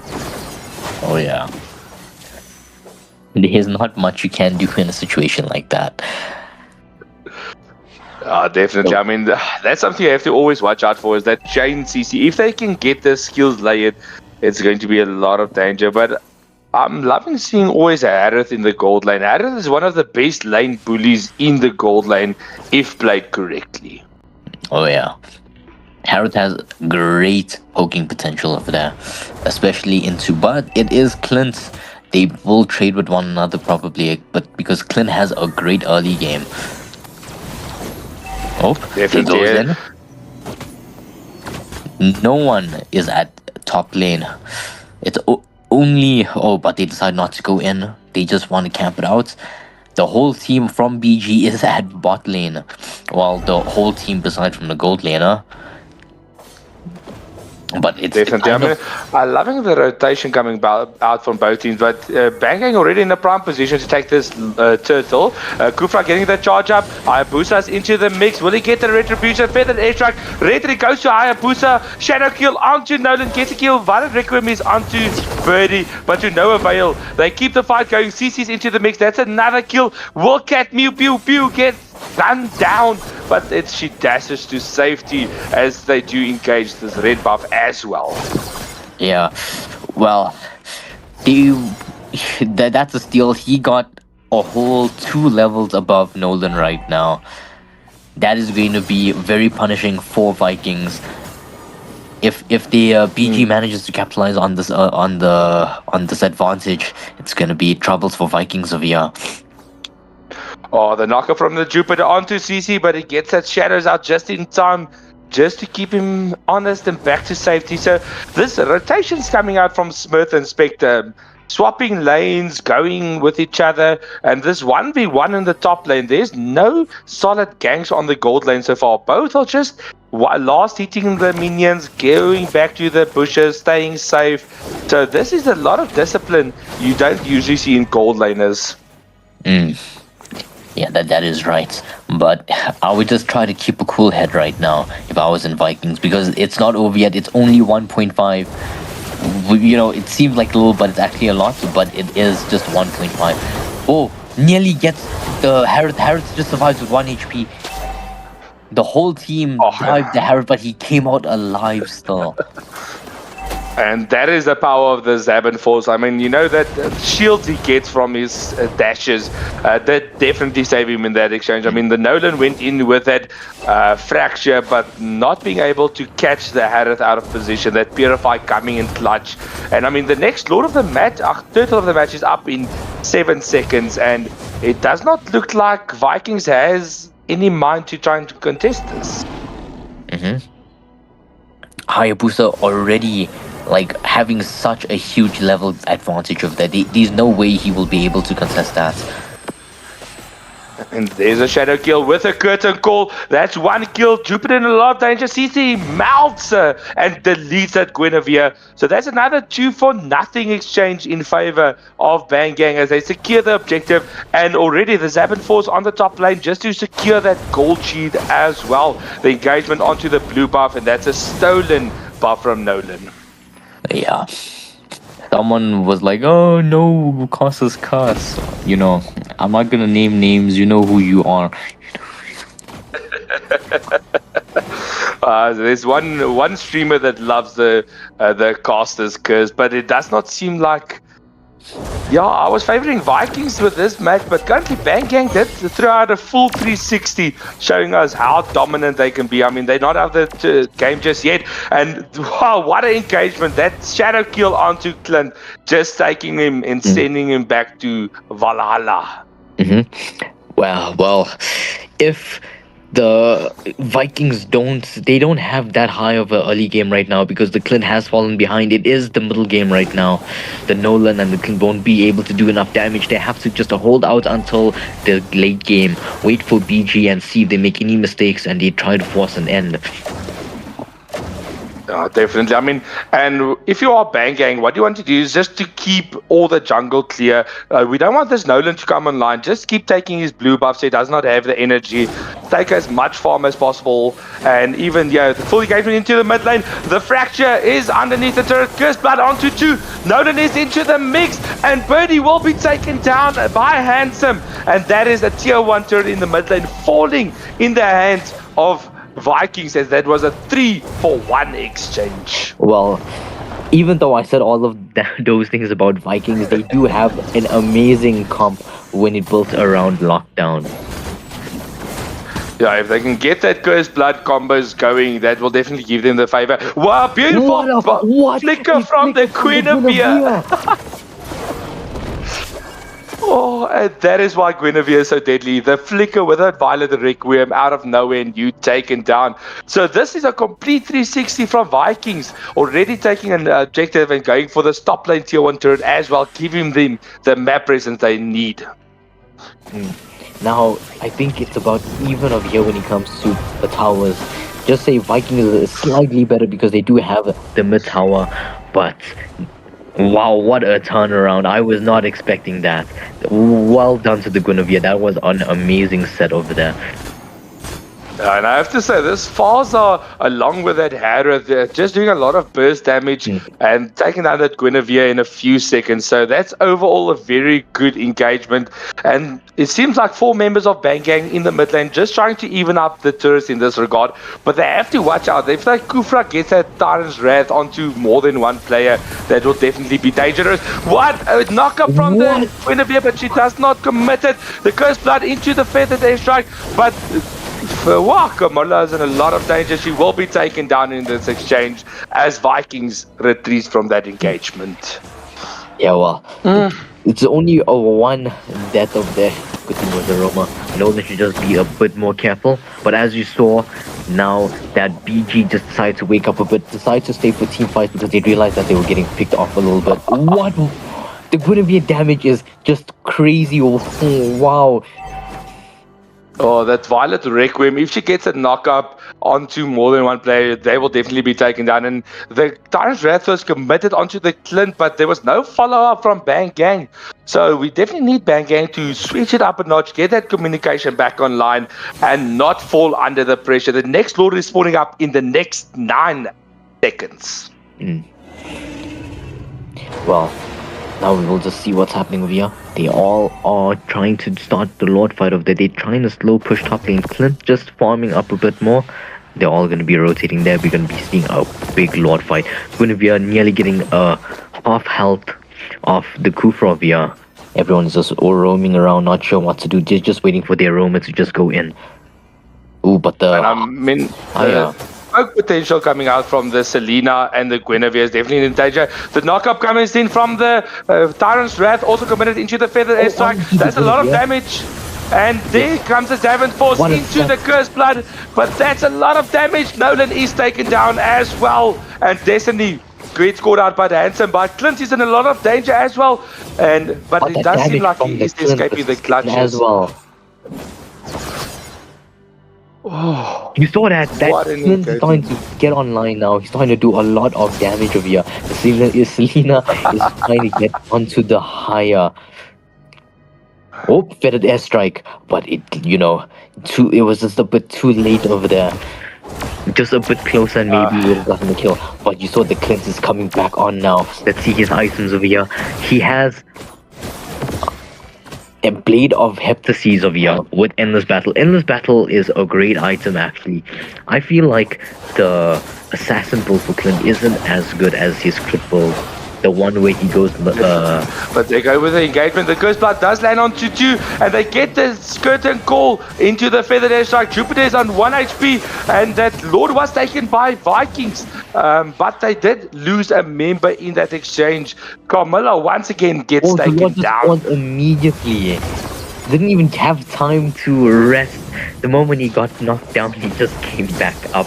It felt like it teleported to mid lane. What? Lord was that was just a very funny Lord. That There Lord goes the is, shadow kill.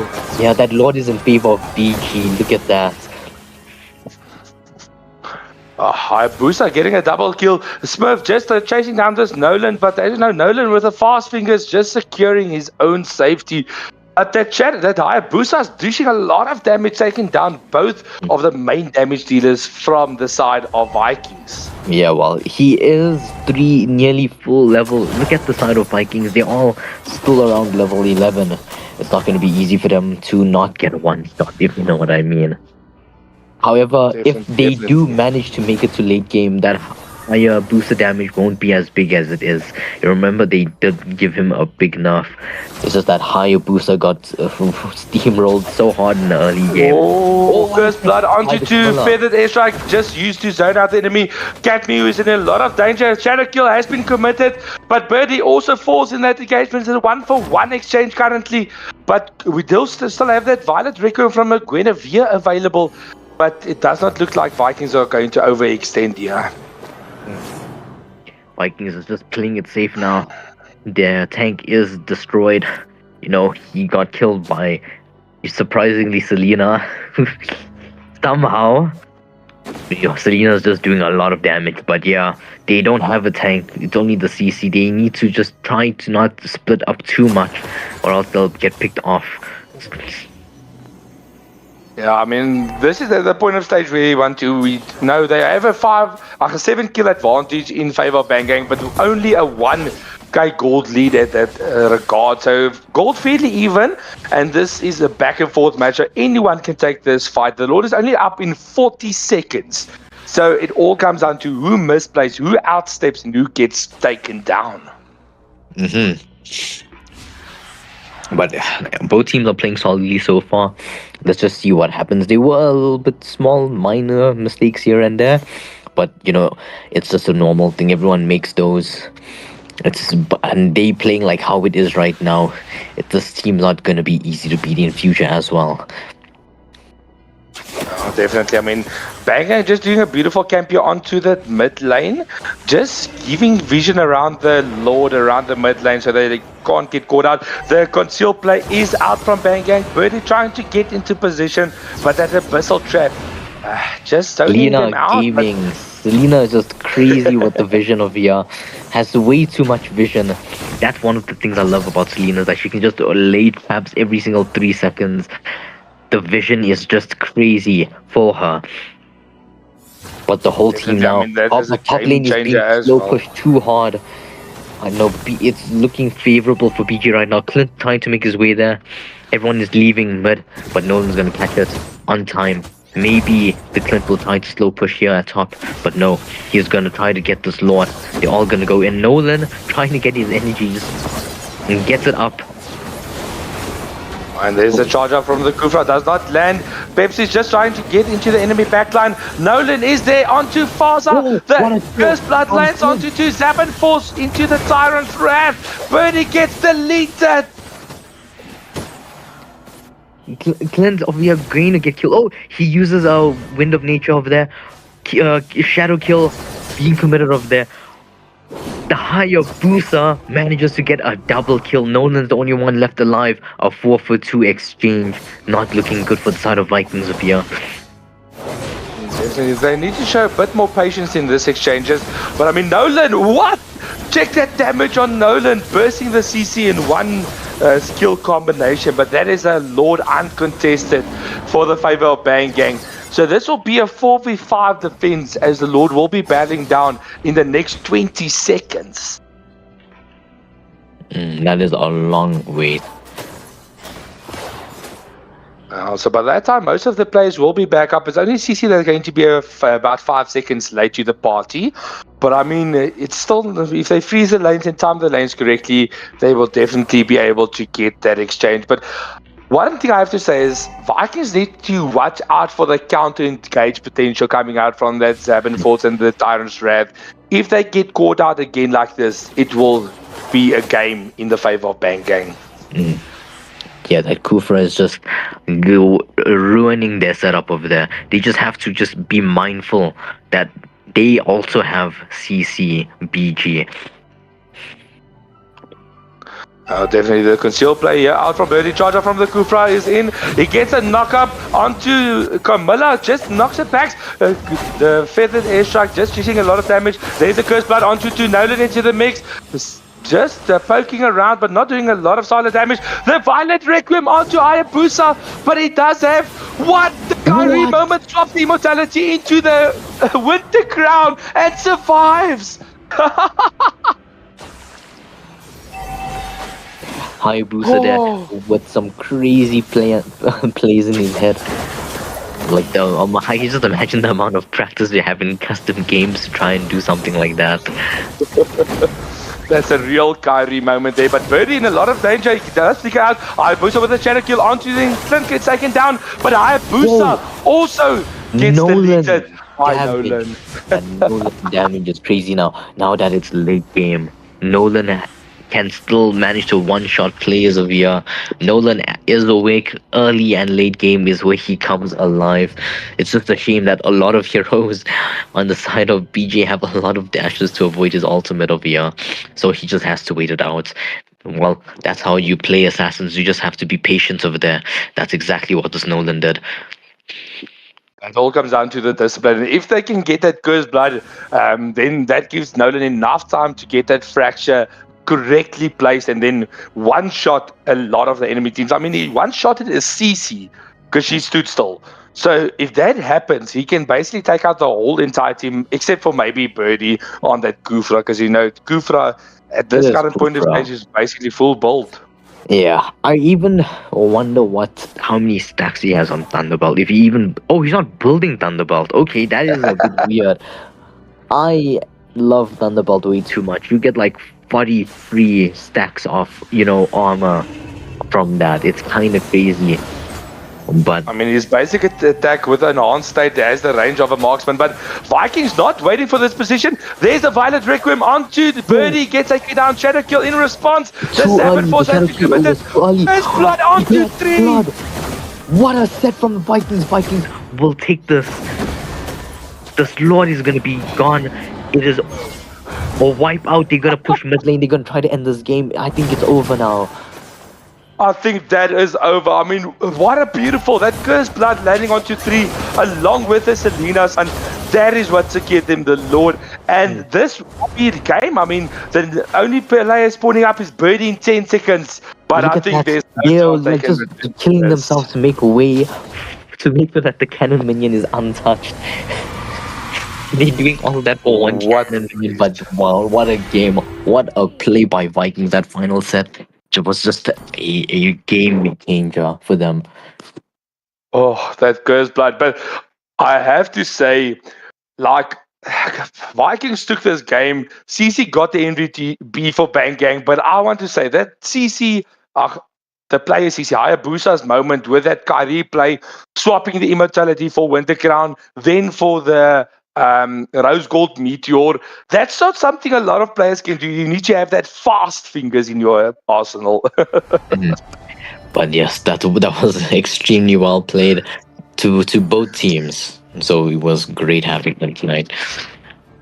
Yeah. So That was an absolute cracker of a game. Vikings taking this 2-0, and so finishing top of Group B, hotly contested Group B, shall I say, stacked Group B, and well, Vikings the best of Group B.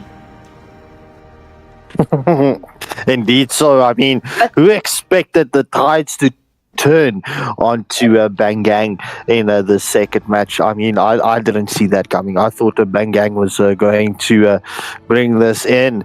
But yeah, gets talking about viewers curse there. Mr. Senpai, a beautiful casting there from you with Shroomsy.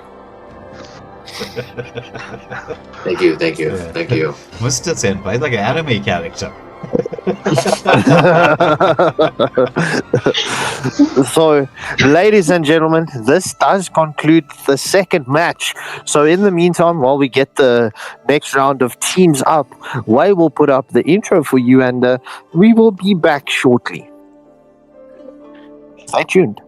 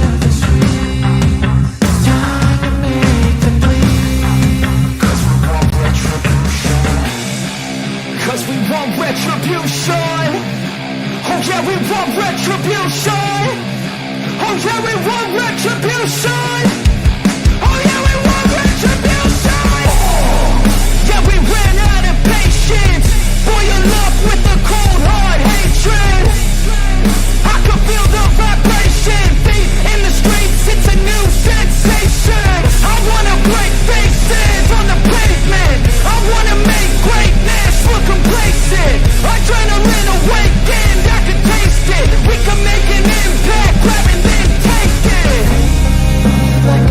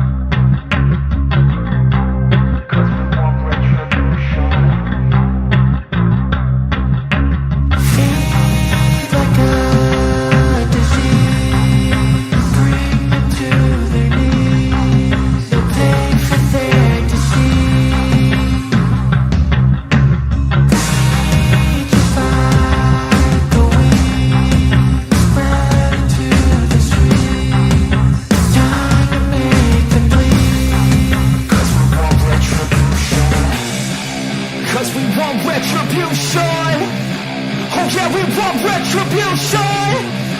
Oh yeah, we want retribution. Oh yeah, we want retribution. Yeah, we ran out of patience.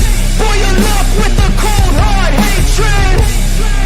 I can feel the vibration. Feet in the streets, it's a new sensation. I wanna break faces on the pavement. I wanna make greatness look complacent. Adrenaline awakened, I can taste it. We can make an impact, grab and then take it. Like a disease, bring them to their knees. Pay for their disease. Just like a weed.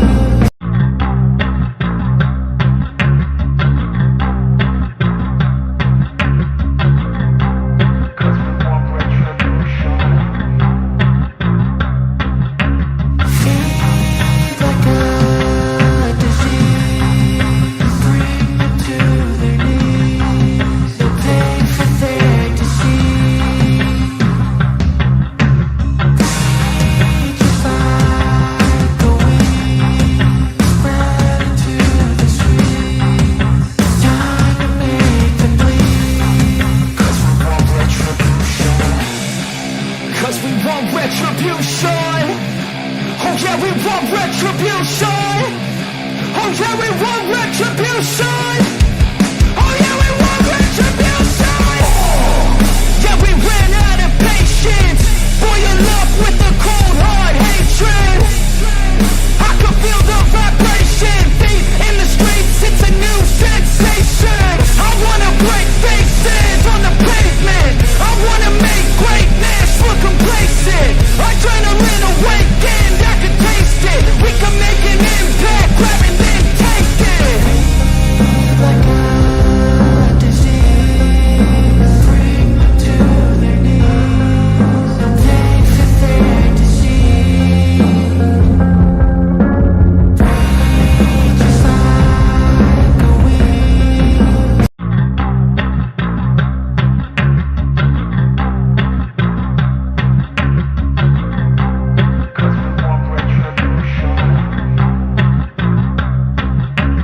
Feed like a disease, bring them to their knees. They'll pay for their disease.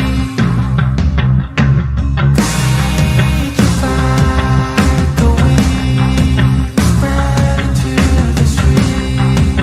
Time to make them bleed. 'Cause we want retribution. 'Cause we want retribution. Oh yeah, we want retribution. Oh yeah, we want retribution.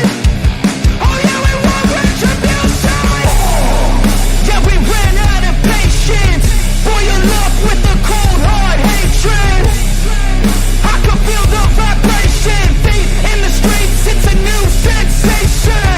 I wanna break faces on the pavement. I wanna make greatness look complacent. Adrenaline awakened, I can taste it. We can make an impact, grab and then take it.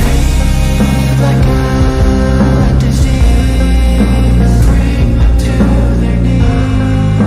Pay for their disease. Just like a weed.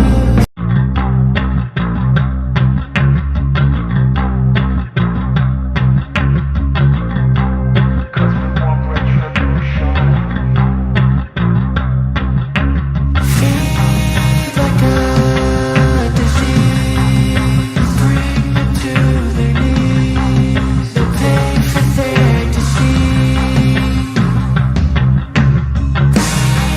Just like a weed, spread into the streets. Time to make them bleed. 'Cause we want retribution.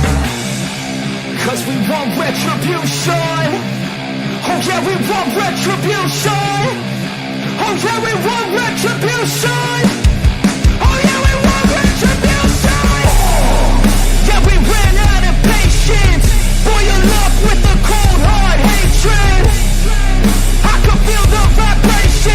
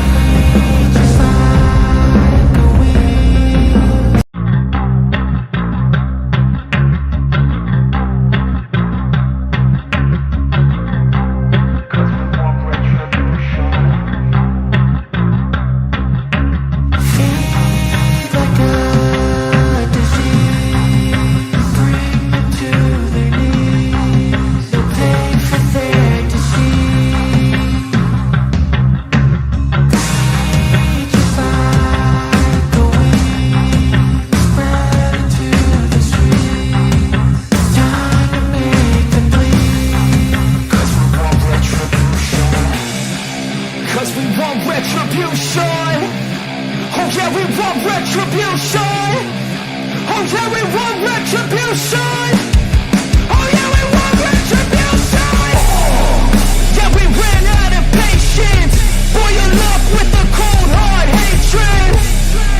I can feel the vibration. Feet in the streets, it's a new sensation. I wanna break faces on the pavement. I wanna make greatness look complacent. Adrenaline awakened, I can taste it. We can make an impact, grab and then take it.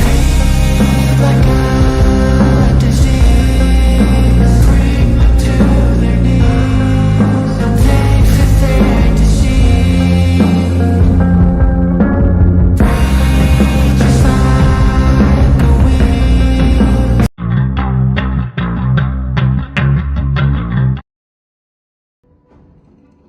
Crowned by heaven's mandate. My So welcome legacy back shall everybody, we jumped endure. straight into the drafting phase very quickly. I'm just gonna get my screen share up for the guys, and it's gonna be Lotus and Getz who's gonna take us through the drafting phase. Already the first couple bands are done. Okay. Well, it is the Granger and the Zeshan. Granger, and the Zeshan. Zeshan is a new hero, very strong when it comes to team fights. Oh, Xborg as well. Xborg has got a recent nerf, making his ultimate Ooga Booga of year, like extremely strong. Kimmy, a Kimmy ban, that is actually such a great ban. Kimmy is just an annoying poke hero. Like her early game is one of the best early games in this game. Can shut down basically anyone and anything. Granger is, self-explanatory, has been meta for quite some time now. That is true, and Rose banning out the glue. Glue has also, after the recent buff, been extremely popular, whether in picking or banning. And Beleric and his Wrath of the Dryads also banned out from this match. Yeah, well, people He's getting don't normally super- ban out the Beleric. That was kind of a weird ban of them. Maybe they're trying to go for a set comp that gets counted by Beleric. The glue does an insane amount of damage right now. He just goes in, he does more damage than a mage, and he builds tank. Can you imagine that? That's just a very scary hero to go up against. But let's see what That is- ETX picks. Oh, Suyu first pick. They are very brave. We're gonna see what's happening with here. Suyu is just a very versatile pick, is a flex pick. He's going in between the EXP or the jungle. The Yuzong is extremely strong, especially with his recent buffs with the Sicilian. Sicilian, despite being nerfed, he's also still extremely strong. He's got the Sanguine Claws, bringing out the CC and the AoE damage from his Bat's Feast. But Dimple Druid, oh, you're not picking up the Carmilla, and Dimple Druid's still waiting to pick her hero. Her hero. Yeah, well, Camilla is a kind of a strange pick of here. She is a bit roam. Maybe they're trying to go for a set of here. Don't know if that's gonna work with a Suyu. Maybe they will try to pick. Oh, so they do go for Farsa with the feathered airstrike. A great combination between the two, but since they took out the Camilla because they didn't want the 1 HP to pick it, Brody going in next. Brody does a ton of damage. Like burst damage, it is just crazy. He gets 2 items and he's deleting your whole team. It's just a bye-bye. It's good night over there. Especially when he hits level 4, that is when he power spikes. He gets that ult that destroys you when you're half health. Insanely strong hero. But we're gonna see a Moskov ban of yes, just to make sure that they can the Brody can hit his abilities, and to make sure that the Yuzong doesn't get pushed away when he goes in and dives the backline. Irithal ban. Irithal is extremely strong. I played her not too long ago. An extremely strong hero right now. Let's see what else 1 HP is gonna pick. Gambit might be banning out either an XP lane pick or a marksman pick once again. But like you said, the Brody is extremely strong. Banning out the Clint. Clint, we saw how devastating his damage can be just a little bit earlier. And that Clint with his passive, just being able to delete an entire team at times is crazy. I am Eve more banning than out the a Julian. Oh, an Esmeralda pick. I have not seen Esmeralda in forever. This is going to be extremely good to look at, but it's going to be kind of weird because they do have Yuzong. You know, maybe they were going to pick the Esmeralda jungle, but no, I think they're going to pick a Romovia or Franco. Franco with one, so they're going off for a type of pick-off comp over here. They do have Brody, a Yuzong, and a Franco, so does not really center around team fights. But if they have to, they have the Sicilian to go in for them. All they have to do is pick off an extremely valuable player like the Suyu or the Farsa. That's what you wanted to say? No, I want to say that's true, but I was kind of wanting to see what Rose and Eve would go for. But Eve wanting to go for this Bruno pick. Bruno, as we saw from Vikings, is strong, but she goes for the Leslie. What do you think about Leslie at this point of stage?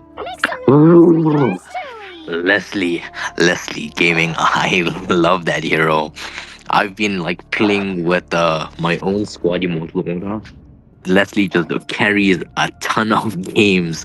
He is extremely, I can't say words that are like not over 18 over here. She is just that amazing. But they do have Raja. Roger has been so strong, especially after the recent buffs, and like Waylander mentioned earlier, he's just almost as good as he was back in the day. So with this amount of damage coming in from both sides of these teams, what are your thoughts on the drafts? Oh yeah, if they manage to dodge all the Franco hooks, it's looking good for BDX via. They have pretty solid lineup. The thing is that they just have on the side of 1 HP, they have a lot of powerful solo heroes. So if they manage to just stick together and team fight it out, destroy the Yuzong and let Leslie get to like the very end of the game, where she gets around 4 items, it's going to be bye-bye for 1 HP, unless 1 HP decides to end it early. They do have the early game advantage though, so it's only a wait for 1 HP to see what happens over there. If they don't take advantage of the early game, it's going to be a bit, I think there's going to be an issue. But let's give it to Sean and Alvin over here, Wayland and Scarf Skenkel to do the commentating. Alright, so welcome back everybody to the stream. I hope you are ready for a cracker. This is, strangely enough, a very, very important match for both teams. Because if 1 HP wins this, 1 HP goes through to the next round. But if Bellatrix wins this, then it gives us a 3-way tie with 3 teams with 1 win apiece. So it's going to come down to, the organizers. So we have to be talking to Nigel and Samara and Co. As they will decide for us, or our referee as well, Shantae, as they will decide for us what will happen if we end up in a 3-way tie. But there's the first hook of the game, Scarf Skenkel. Somehow CC managed to survive.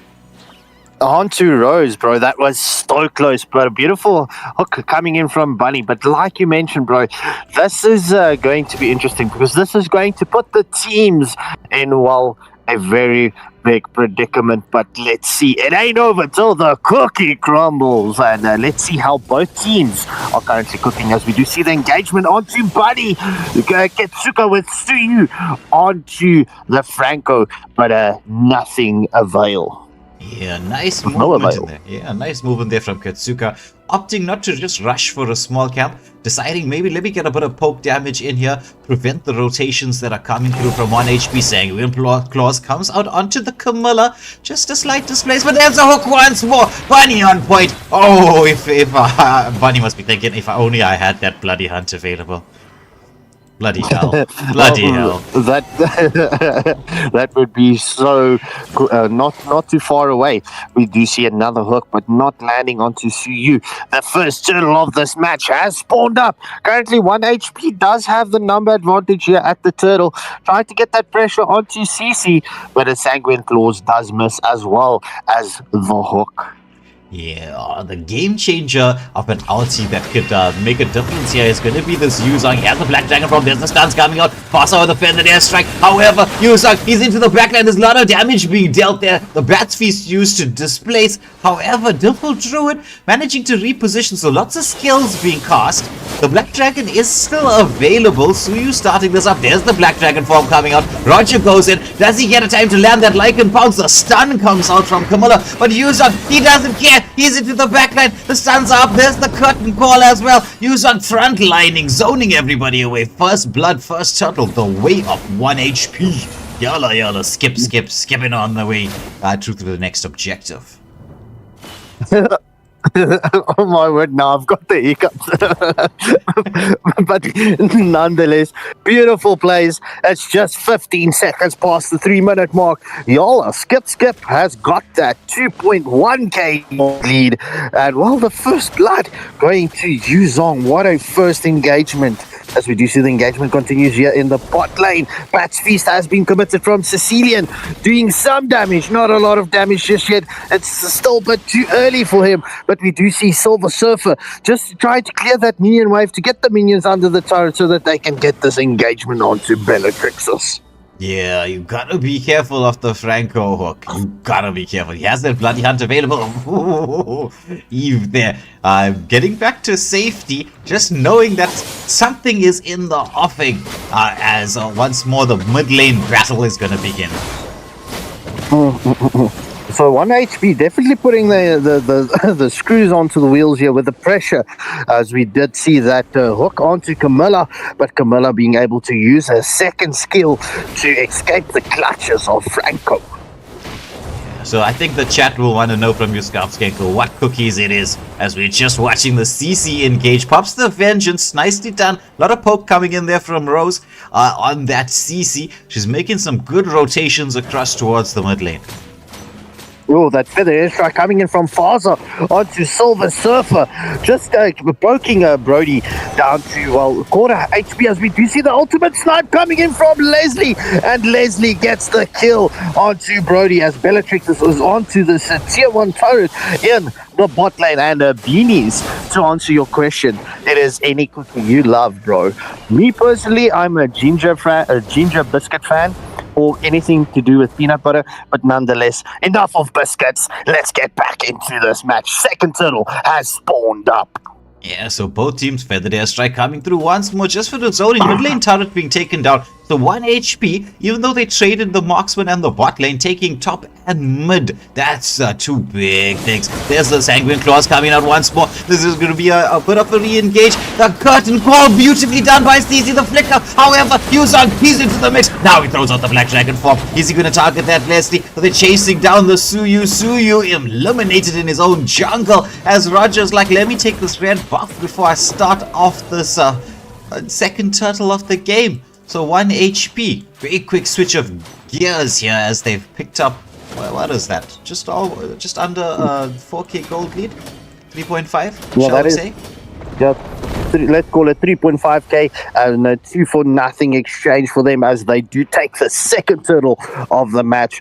At this point, 1 HP putting on a very strong performance. I mean, that displacement coming in from the Sanguine Claws and the Black Dragon form just being committed to focus onto the squishies in the backline.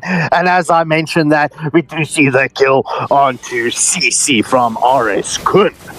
Yeah, he was a... oh, there's the Cursed Blood onto 2. With the feathered airstrike as a follow-up. Suyu trying to do the damage. Will he be... Oh my goodness, Roger with that Lycan Pounce. Elimination central as he's chasing down the Fossa. But that bird manages to take flight and get back to the safety of the base. Double kill going to Gambit, and that's a 2-for-nothing exchange. As we do see 1 HP does take the tier 2 turret in the top lane. So just before the 7-minute mark, having the 6 skills advantage. Well, we do see the engagement onto Suyu coming in from Silver Surfer, but we do see the ultimate snipe from Leslie is onto Brody, but just getting him almost down to quarter health. But 1 HP, not retreating there, going for another tier 2 turret, taken down. That's 2 in this engagement. It seems like they will be rotating for the bot one as well. Yeah. And at the same time, they've managed to proc the shields. If you just take a look, it's 2 shields procced already, and it's 7.5 minutes. This is a long time to go till the 12-minute mark. Based on the timer, it will be about 5 seconds if they delay at 1 HP. They can go for the 8-minute Lord, which I'm probably sure they're thinking about. Oh, the flicker hook comes into bloody hunt. But the re-engagement is in here. It's a beautiful feathered airstrike as Fossa. Don't pull through it. Gets the double. That's a 2-for-1 exchange in favor of Bellatrix's. They have the number advantage. Oh, we do see the engagement from Brody with that's ultimate onto Suyu. Make that a double kill for Brody. Suyu and Cece taken away from the equation. Yeah, Silver Surfer not playing games. Making his way. Oh my goodness, the amount of damage he's dishing out here. We do have the Lord up. It is the 8-minute Lord. Though we are watching Gambit try to make sure that they've got one more tier 2 turret in the mix. They will sort of delay this. Just hoping to get us a bit of a slow push, a bit of map control. Keep Bellatrix's out of the equation. They know they do have that burst potential, especially with Fossa, and if you land that Cursed Blood combination with the Feathered Airstrike, it is quite deadly. Yeah, that is true. We do see Roger having the 20 stacks on the Sky Piercer. Well, that Sky Piercer, having the early stacks onto that could be devastating, especially with that Lycan pounce, and if he can get his buff in. But nonetheless, just before the 9-minute mark, we do see the first Lord of the match is going to be flying down in the mid lane. Will 1 HP take this? Seeing that there is no shield up on that tier 3 turret, will they take this in the quickest match we've seen in MSA Cup Season 3? Definitely not onto the stream, those shields, and with the new patches, it does make the length of the matches a bit longer. Yeah. So mid lane barrel down. There's the Cursed Blood. Catches onto a few. The Feathered Airstrike is going to go up, as well as the ultimate snipe. But the bloody hunt onto CC. The damage coming through from the Brody. The chase is on. Roger with the Lycan Bronze has got the mega kill. There is one more wave. The base is open. Are they going in? RS Good jumping in there, setting up. It's a 4-for-0 exchange. First game, first blood, going the way of 1 HP. Oh my word, what a quick match was this not, bro?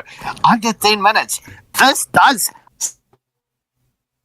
seal currently the quickest match in MSA Cup Season 3. I mean, what a match, bro. Pretty much dominant coming in from a yell, skip. But Bellatrix's, they had the beautiful plays, especially when you had the Faza in a good position. And with that feathered airstrikes, I mean, just getting that CC crowd control, but nonetheless, Gambit definitely deserving of that MVP. Yeah, I don't know about quickest so far, because remember yesterday, the first game, Vikings up against Bellatrix, the first match. Wasn't that extremely fast? I could be mistaken. Very much like this. We'll have to go check it out. Seeing that Don Ryo says, report the cameraman. Let's ask Don Ryo, the original here at Waylander Gaming, to go check out that first match for us last night and give us feedback. Which match was quickest? Yeah. So we will be getting everything set up. I think the players are ready. Everyone is pretty much sorted out, and we will be heading into the drafting phase. So first blood going the way of Yala skip 1 HP, and that puts them in pole position to actually get all the way to the next round, the knockout stages. This is going to be a do or die match for Bellatrix's, as I think we are heading into the drafting phase. Let me get the screen up and running for you. And for the commentators, so back to Getz and Lotus. Already got him lined up in my sights. First ban coming out from the side of Bellatrix is the Roger, and then Kimmy banned from 1 HP once again. Well, the Roger was an issue over there. That is true. Suyu. Jinx. Okay, maybe they know something we don't. I haven't been seeing Suyu a whole lot. But nothing really happens to Suyu. It's just that Suyu has been in the meta for so long. Everyone has just been bored of that hero. But he is still quite strong and a top contender for jungle.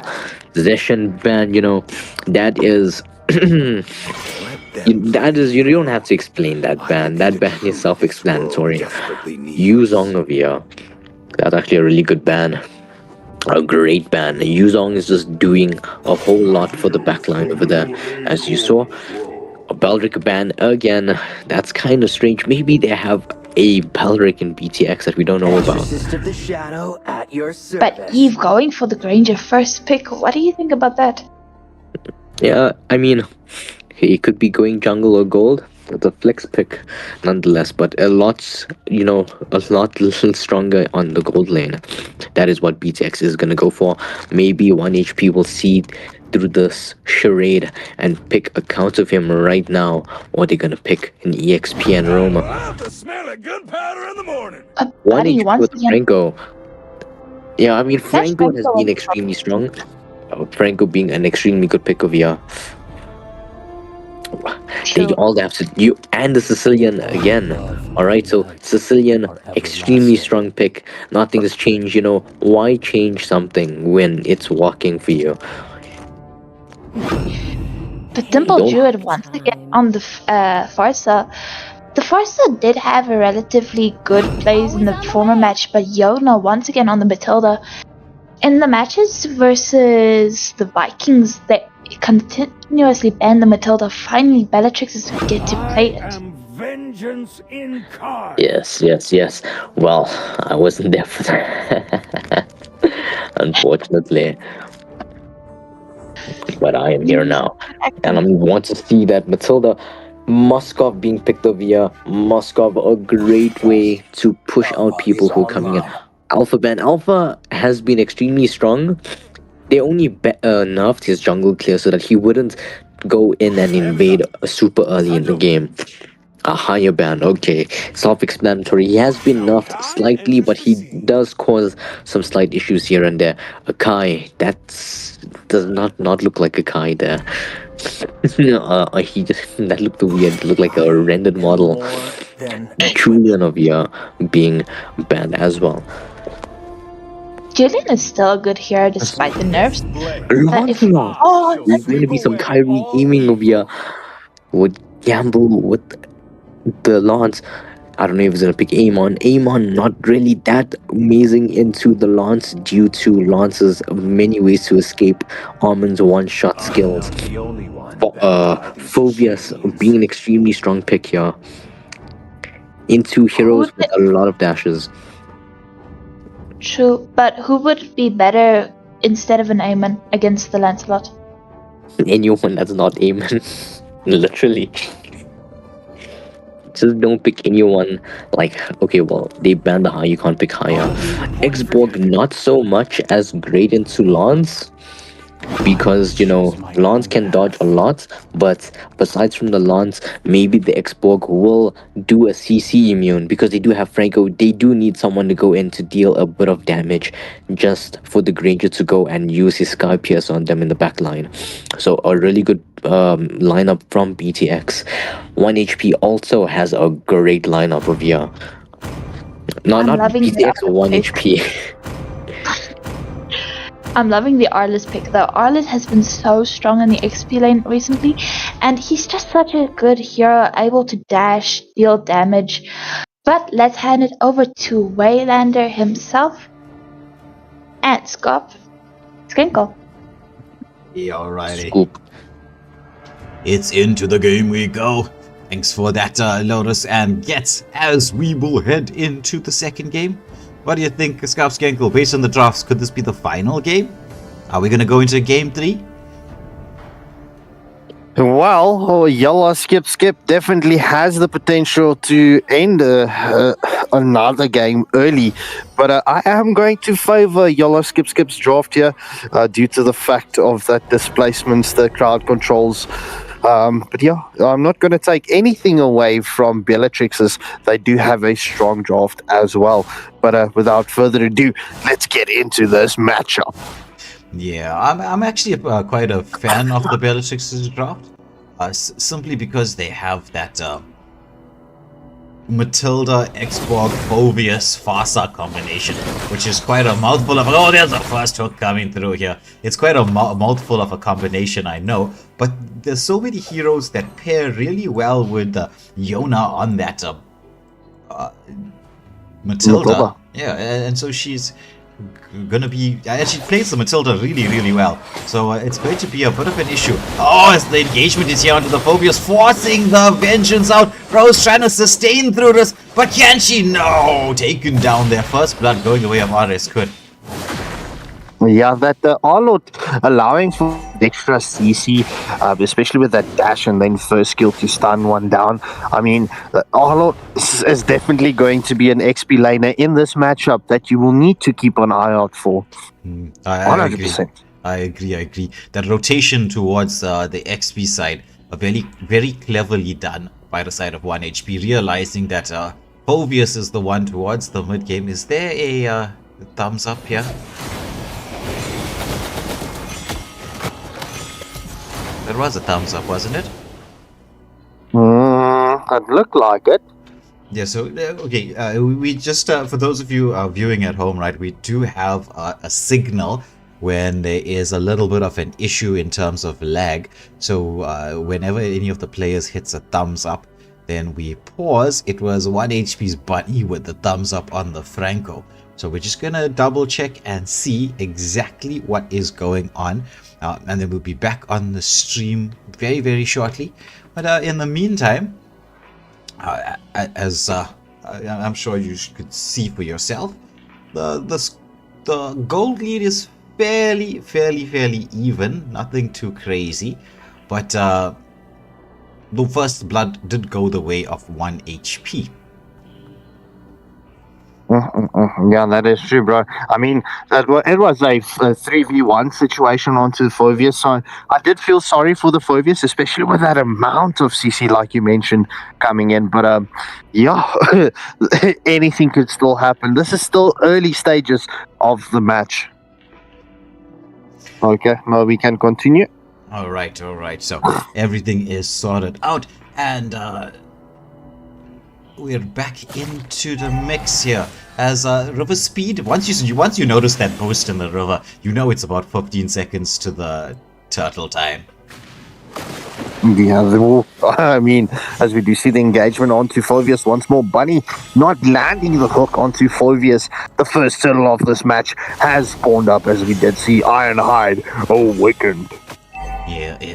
Engagement once more onto this Phobius, not wanting to allow Rose to get that level 4, sensing the danger. However, Yatsuka taking down this turtle, double quick time, using the opportunity that of the early game advantage she has against the Lancelot, wants to put pressure, does a bit of counter jungling in there, using the guiding winds, getting back out, as Franco does have the bloody hunt, but doesn't want to commit it. Circling Eagle used and cancelled there by Yona on that Matilda, so I wasn't too sure if she should have went in. Maybe she was checking to see if everyone had their skills available. Fasa probably was like, no, I don't have that feathered airstrike yet. Yeah, well, Faza did use the feathered airstrike onto the Sicilian and the Franco a few seconds earlier. But I mean, both Romans just cancelling their abilities. Oh, as we see that hook nearly lands onto Dimple Druid. Yeah, Sanguine Claws on point once more. Kubo has been doing an excellent job with that Sicilian, especially from last night, in fact, that game up against Bangang. Well, there's Phobius into the mix here. Pops the Vengeance early and then continues the engagement, but there's the bloody hunt. As RS could once more with that Arlott, dishing out the damage. As you will see here, this is a damage Arlott. We all love a damage Arlott. It's been a minute since we've seen an Arlott, bro. Arlott not being picked up as oftenly as he used to back in the day.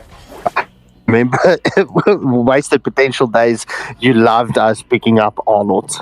Yeah, that's true. I mean, I do love the way he has that displacement skills. Though, I'm waiting to see RS Kun, deliver. Okay, he doesn't have the flicker. You know that the flicker final slash is maybe one of the sexiest moves I've seen.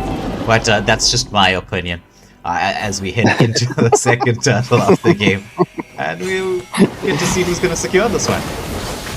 Yo, we do see the hook from Franco onto Expo does displace him from away from the turtle. We do see the engagement from Yala, skip on Bellatrix's, but it's currently the revitalize is spot from Matilda. It's going to be the battle of nutrition here.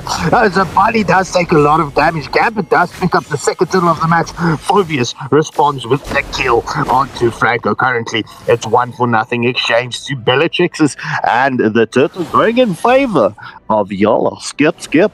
Yeah, lovely engagement there from Phobius. Just knocking up, taking down that Franco, saying, "You guys have been focusing me the whole game. I'm done.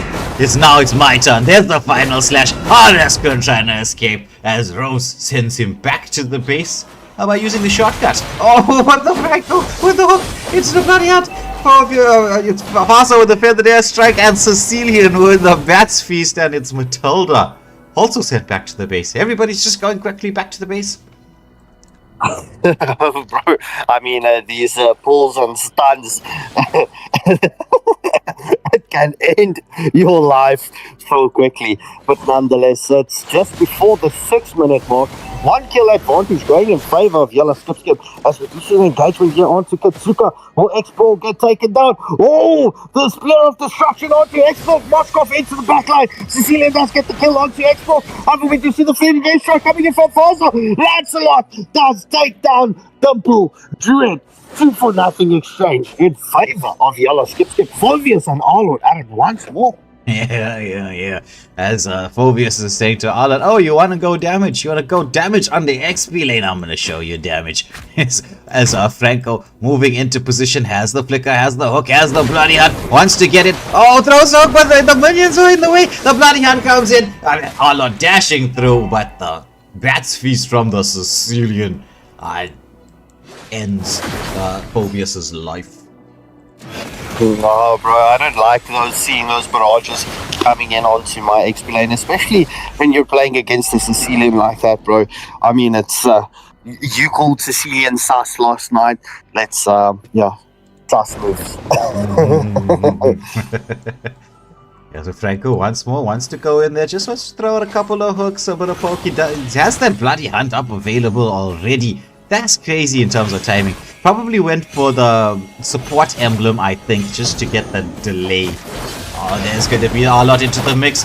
Dashing around there. Feathered airstrike is through, but the damage output as Lancelot, he's dashing through. He's got because he has the team to follow up. Moskov is in the mix. It's going to be 3-for-1 exchange so far. Lance, oh, make that a 3-for-2 exchange. Granger, Eve there with the rotation, delayed rotation, secures the kill onto the Lance.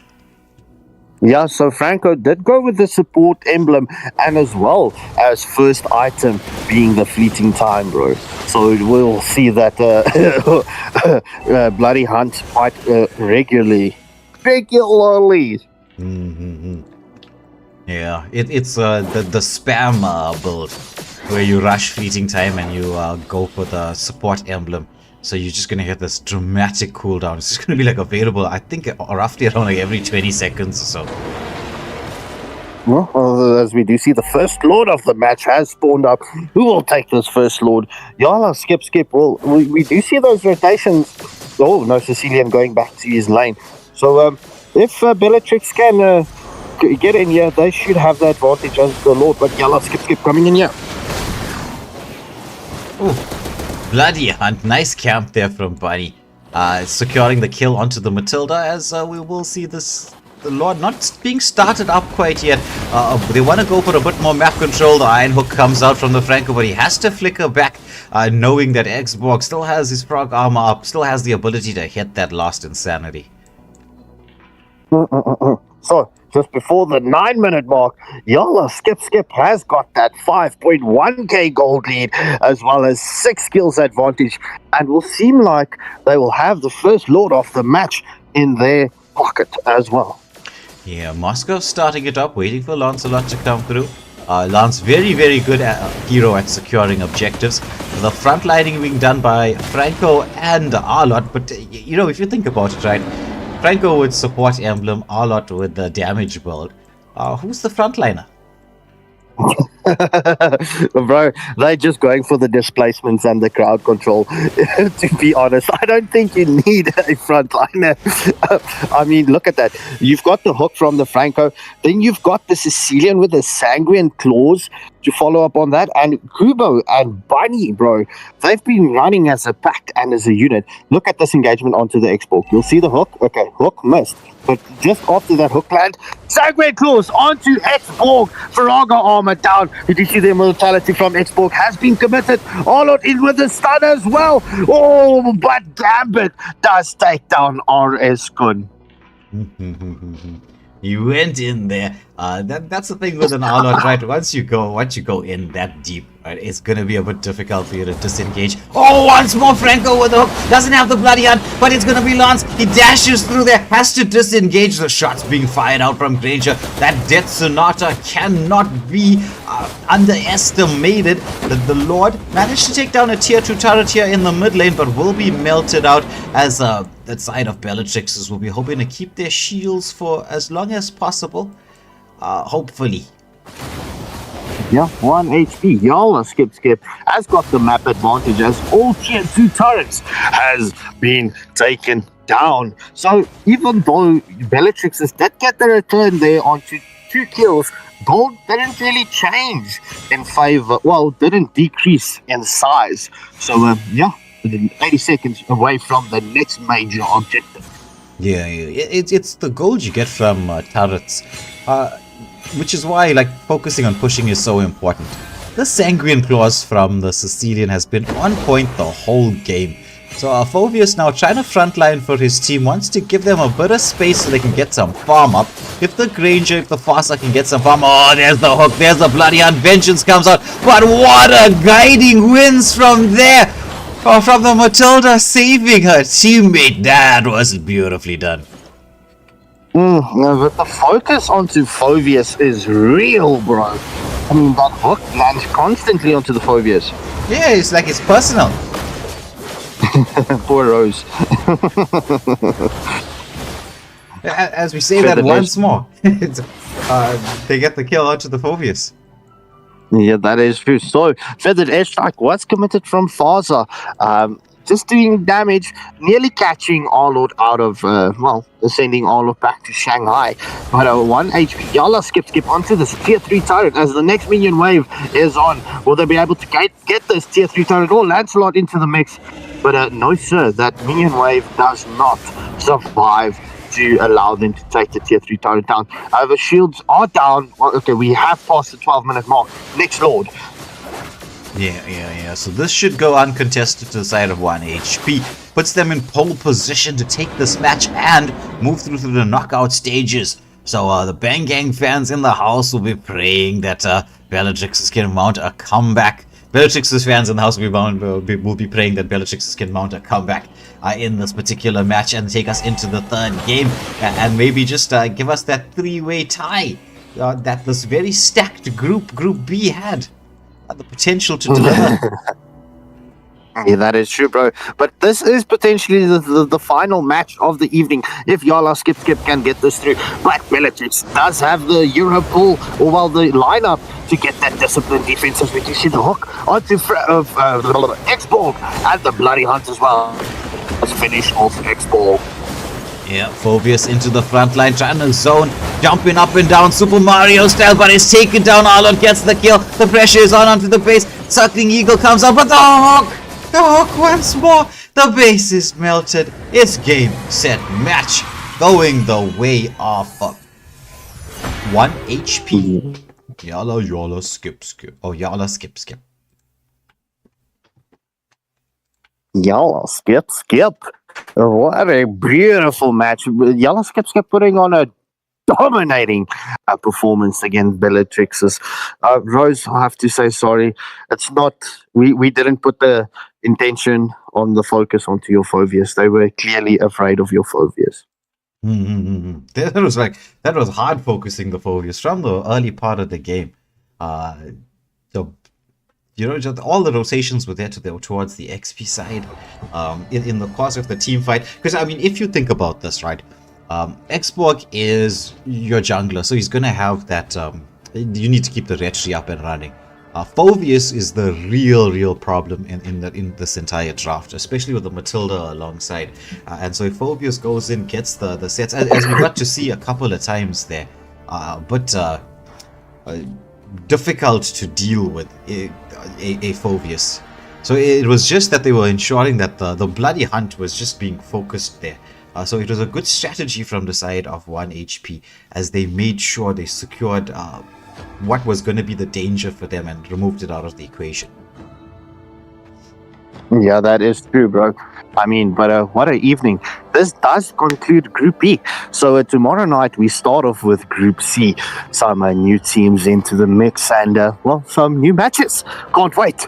Yeah. So it's been a fun and exciting stream. So I hope all of you have enjoyed this. We do know the teams that will be going through, but we'll wait for the official report. Let's not be premature. Let's not announce anything too early, like maybe potential wedding bells, things like that. So we'll no, but that's again. I need to stop with the inside jokes. I need to stop with the teasing and the digging. That's maybe a very When are you bad. getting married? Maybe. What? Yeah. My left hand finally met the right hand, and they were like, "Oh, you seem to match."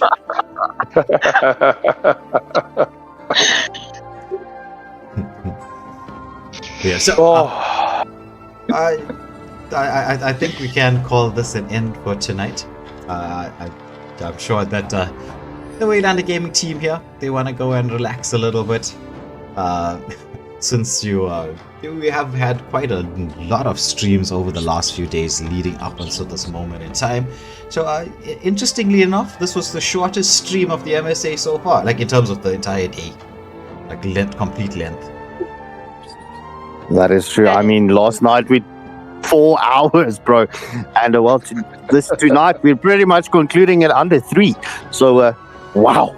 Mm-hmm. That speaks volumes. Yeah. So shout out again to the admin staff who make sure that everything was up and running and really smooth, really quick transitions from one game to the next. So they don't often get the respect that they deserve, doing so much of work in the background. So a big shout out to all the admins from the MSA for getting us so smoothly run. It was wonderful, as we will say from the side of the casters, to just go hopping in straight from one game into the next, smooth transitions.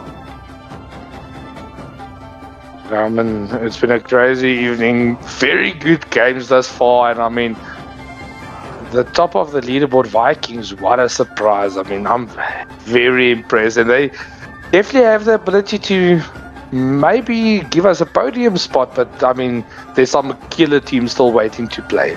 Yeah. We're only into Group B. We just finished 2. We got all the way to H to go. So over the next few days, we will be bringing you the action. It's going to be Group C, which is another hotly contested one. Though I will not reveal the names of Group C. If you want to go check it, it's in the draw. Or you can wait for tomorrow night, and then you will know for certain what is gonna be happening, and you will get to find out who's gonna be your favorite team, who you think is gonna win. That one there is gonna be a very difficult group to call. That is true, bro. I mean, there's a lot more groups that has got stacked cards, and and I'm going to refer to Immortal Order's group stage as well. I mean, what a card! They've got. I'm so unlucky with that.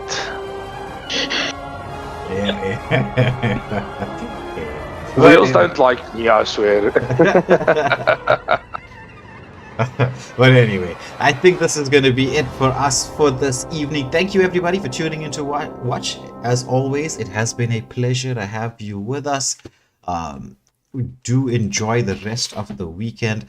We are going to be saying goodbye and good night to you. So for myself, Waylander, Gets, Lotus, Shroomsy, Scarp Skenkel, have a wonderful, well, very short remainder. It's like 2 hours and 9 minutes to be exact, of this weekend. We will see you all tomorrow as we continue the streams. MSA Cup Group C Day 1. Thank you for watching.